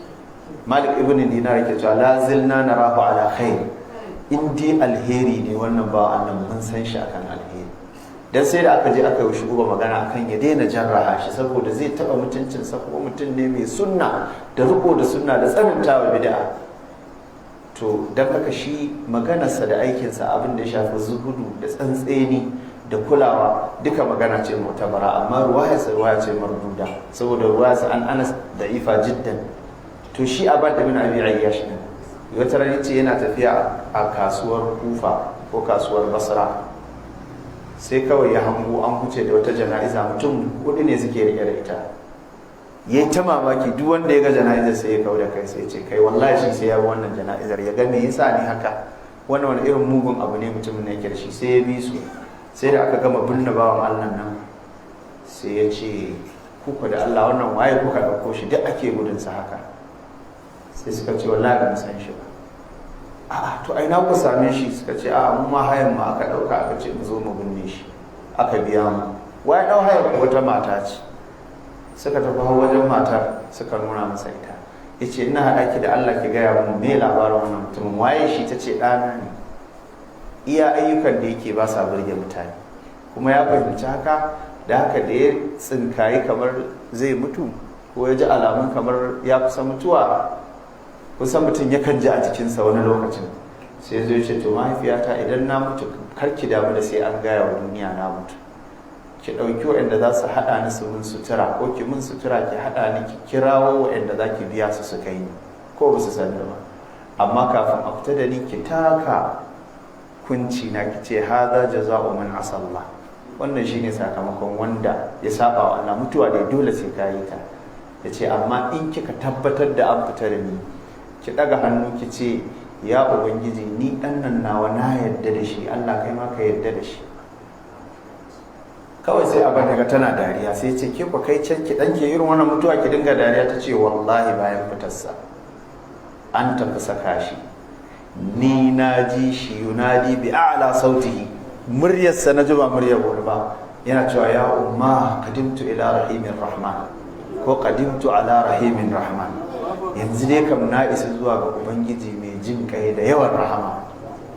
fawajadtuhu ghayra ghadban, na riski ubangiji baya fushi ne. To dan haka kaga tsayawa akan manufa da yin abin da zai burge ubangiji kamar yadda malam ya faɗakar da mu shine abin da yake jan hankalin mutum tabbatar da shi akan istiqama. Kuma barin aiki ka fara ka daina, wannan ba karamin cutar da kai yake. na Aisha Allah kare da aganta ai haka ta gaya wa Abdullahi bin Abi Qais ko take cewa la takun misla fulani kana yaqumu al-layla thumma tarakahu, kakka zama kamar wani da yana kiyamul layli sai ya dina, kai in ka fara ka ci gaba da yi. manzo Allah sallallahu alaihi wasallam ya faɗa kamar yadda ummu na Aisha ta rawaito ahabbul a'mali ila Allah adwamuha wa in qall. To wannan ita ce ma'anar istiqama da malam yayi mana bayani, na tsawaita wajen ta'aliki. Da fatan ubangiji Allah ya tabbatar da mu akan tafarki, Allah ya sa mu rayu da imani kuma mu mutu da shi. Ya ubangiji Allah ka gafarta mana zunubanmu, ya ubangiji Allah ka karɓi tubanmu, ya ubangiji Allah ka nuna mana hanyar da za mu isa zuwa gare ka. Ya ubangiji abinda kake jarraban mutane da shi na kaucewa, ya ubangiji kar ka jarrabe mu. Allahumma inna nas'aluka fi'lal khairat wa tarkal munkarat wa hubbal masakin wa an taghfir lana wa tarhamana wa idha aradta bi'ibadika fitnatan faqbidna ilayka ghayra maftunin. Allahumma inna nas'aluka hubbak wa hubba man yuhibbuk wa hubba 'amalin yuballighuni hubbak. Wannan ba Allah malam Musa Asadu Sunna, muna fatan ubangiji Allah ya ƙara haskaka kirjinsa, Allah ya ƙara miƙar da harshensa, Allah ya ƙara ƙarfafar hujjarsa, Allah ya ƙara ɗora shi da tabbatar da shi akan tafarki madaidaici tare da mu da shi baki ɗaya. Akwai mutanen da duk ya kira sunayensu da waɗanda ma watakila suka kubuce ba a samu damar ambatan sunayensu ba, musamman 'yan agajinmu da kullum za su baka mamaki da al'ajabi. Mala Abayar wannan aikin da yake aikin agaji yake, wannan ruhin nasa na agaji haka za ka same shi a cikin zuciyar duka 'yan agajinmu. Wani abun ma kaga an gwale su, amma wannan gwaliyar gobe ƙara masu ƙarfin gwiwa take. Sannan 'yan social media ɗin wanda da a wannan tamu wallahi la ilaha illa hu ba karamin alkhairi Allah ya yi mana ta hanyar ba mu su ba, wanda a yanzu gashi sun riƙe aikin da amana kuma sun koya wa yansu. Yanzu kowa yanzu koyi yake da mu, wasu ma suna nema su zo su wuce mu, wanda kuma asali a wajen mu suka koya, mu ahli sunna. Kuma galibin yan social media nan da kuɗin su suke siyan wayoyin su, da kuɗin su suke siyan kayan aikin su, da kuɗin su suke siyan datar su. Sannan kullum aka samu matsala ta sauti ko aka samu matsala ta bidiyo ko aka samu matsala ta wani abu, a yi musu magana a online, ko wani lokacin ma a turo musu da bakan magana. Sannan malamin shi ma wani lokacin da zafinsa zai ce me isa aka samu abu kaza, me isa aka samu matsala kaza. Amma kuma gobe dai su za su riga malamin zuwa su sa kayayyakin su, da waɗanda kake ganin su kai tsaye, da waɗanda kuma burinsu wasu ma ba sa nan. Akwai wanda irin su Faisal Suwaye suna can wata ƙasar sun tafi karatu, amma a haka ne ba tallafi ake tura musu ba komai ba, za su rage kuɗinsu su samu su sai data su sa. A rana ɗaya wani sai ya tura ɗaruruwan karatuttuka, waɗanda wani yana can a wata uwa duniya yana harkar kasuwancinsa, kai malamin zai bugowa, Allah malam karatunka da kai kaza, ni an bugo min cewa wallahi ni ma ba zan gane ba, ku tambayi malam Abba, ku tambayi Abairu, ku tambayi suwa ne, sai lissafo sai ka tura nan ba wani kawai zai da Allah ina son ba kuma wai siya ba, a ina so ka turo min da datarsa da komai. To wayannan yara mune musu addu'a, ubangiji Allah ya karba aikin su, Allah kuma ya sanya musu ikhlasi, Allah ya tabbatar da su akan kyakkyawar manufa, kuma Allah ya ba su arziki mai tarin yawa, Allah ya ba su arziki mai tarin yawa. Akwai mawadata masu kokarin tallafawa harkar da'awa, cikin su akwai wanda muka sani saboda muna da alaka da su, cikin su kuma akwai wanda bamu sani ba, wanda aikin da'awa aiki ne mai cike da kalubale.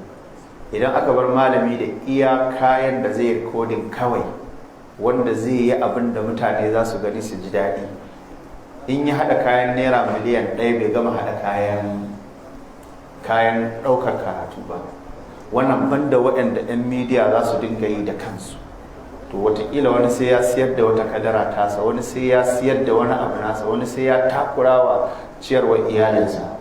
Yanzu wannan lakcar da malam Musa ya mana, Allah ya saka masa da alkhairi, da za a ce ya zo ya yi sharhi na yadda ya tattara ma'lumat tun daga kan binciken, rubutawar, ciyar da lokacin, abin zai baka mamaki da al'ajabi.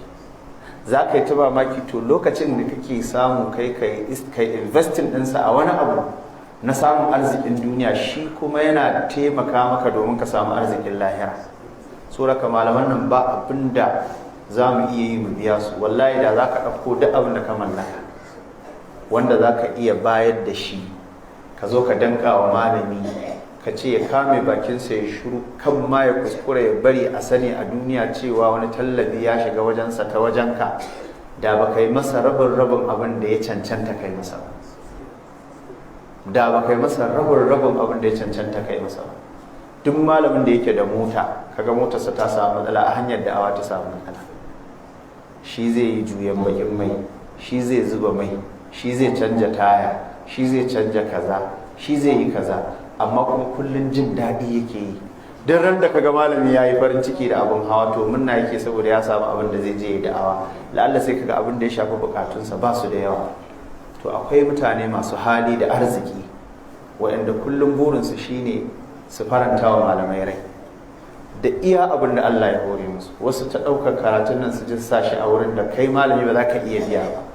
Wasu watakila in suka ga kana da buƙatar wani abu wanda za ka yi amfani da shi a harkar da'awar taka, musamman wanda za a iya gani kai tsaye, su iya kawo wa su ce to gashi wannan.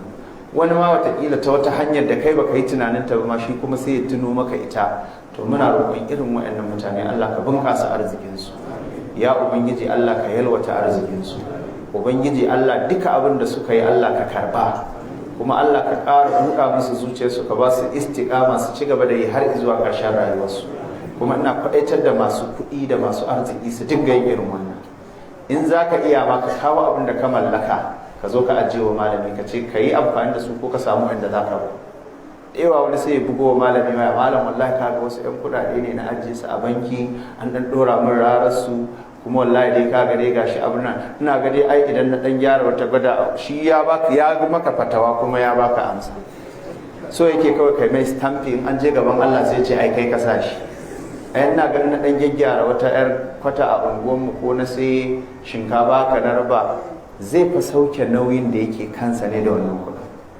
In ka ce a'a ga yadda abu yake to karshe dai in ya ji ba ya ce to na gode malam sai kuma ya buga wani wanda zai iya samu fatawa mai sauki.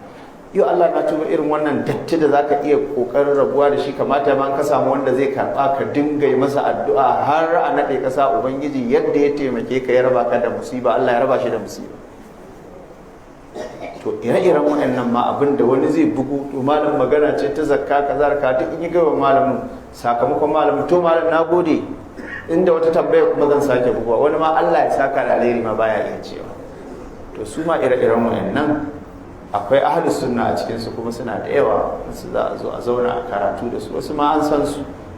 To muna fatan irin wannan matsalar da take cikin zuciyarsu don matsala ce, Allah ya warkar da su, Allah ya nuna musu hanyar da za su iya sanya dukiyarsu domin ranar gobe alkiyama su karbe ta da kima.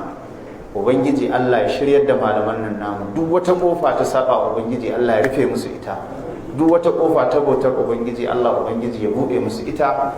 Akwai yan uwa da suka aiko a musu addu'a, yanzu malam Ado yake gaya mun akwai wasu da aka rinjige musu kuɗi, musamman suna cikin masu taimakawa harkar da'awa. Muna fatan Ubangiji Allah ya sa a gaggauta sakar musu kuɗinsu, Ubangiji Allah ya sa a gaggauta sakar musu kuɗinsu. Duk wanda yake da wata bukata ya ce masa addu'a, Ubangiji Allah ya biya masa bukatarsa, Allah Ubangiji ya biya musu bukatunsu baki daya. A malam matafiyi ne, ina ga zan bashi ya cika mana da addu'a, bi salati ga Annabi sallallahu alaihi wasallam kuma sai mu tashi. Ubangiji Allah ya sa mana addu'a, cika mana zakai da addu'a. To bi salati ga Annabi Muhammad. Yanzu ake faɗa wa wani bawan Allah ya yi kwangila shi ma kudadensa sun makale, ya tafi bin kudin wajen kwana 70 bai dawo ba. Da haka ake roƙon 'yan uwa su tashi da addu'a Allah ya kubuto masa da haƙoƙinsa. Haka wata baiwa Allah ta turo cewa ba ta da lafiya ita ma, bayan tana fama da ɗanta tana ta ƙoƙarin ya shiryu, ita ma tana roƙon addu'a daga 'yan uwa musulmi. A ta kowa da buƙatarsa a nan ta alheri Allah ka biya masa, abinda muke jin tsoro na shari Allah ka nesanta mu da shi, wanda kuma muke fata na alheri Allah ka kawo mana shi kusa. Wanda suke da matsala a kasuwancinsu muna roƙon Allah ya warware musu, waɗanda ba su da matsala kada Allah ya kawo musu matsala. 'Yan kasuwan da suke taimaka ma addini da kuɗinsu Allah ka yi ma abin da ke hannunsu albarka, Allah ka tsare abin da ke hannunsu, Allah ka buɗe musu ƙofofin arzikin fiye da yadda suke neman arzikin. Allah ka zaunar da ƙasar nan ta mu lafiya, Allah ka zaunar da ƙasar nan ta mu lafiya. Wanda suka zama matsala suka hana ƙasar nan zama lafiya, idan a cikin ilimin Allah na gaibu za su shiru, Allah ka shirye su. In ba za su shiru ba, Allah ka shagaltar da su da fitinar da al'umma za ta zauna lafiya. Wayannan fitintinu da rigingimu da suke faruwa, Allah ka sa mu za mu ga ƙarshen su, ba su za su ga ƙarshen mu ba don tsarkin sunayensa. ربنا أتنا في الدنيا حسنة وفي الآخرة حسنة وقنا عذاب النار. ربنا لا تزغ قلوبنا بعد إذ هديتنا وهب لنا من لدنك رحمة إنك أنت الوهاب. سبحان ربك رب العزة عما يصفون وسلام على المرسلين الحمد لله رب العالمين.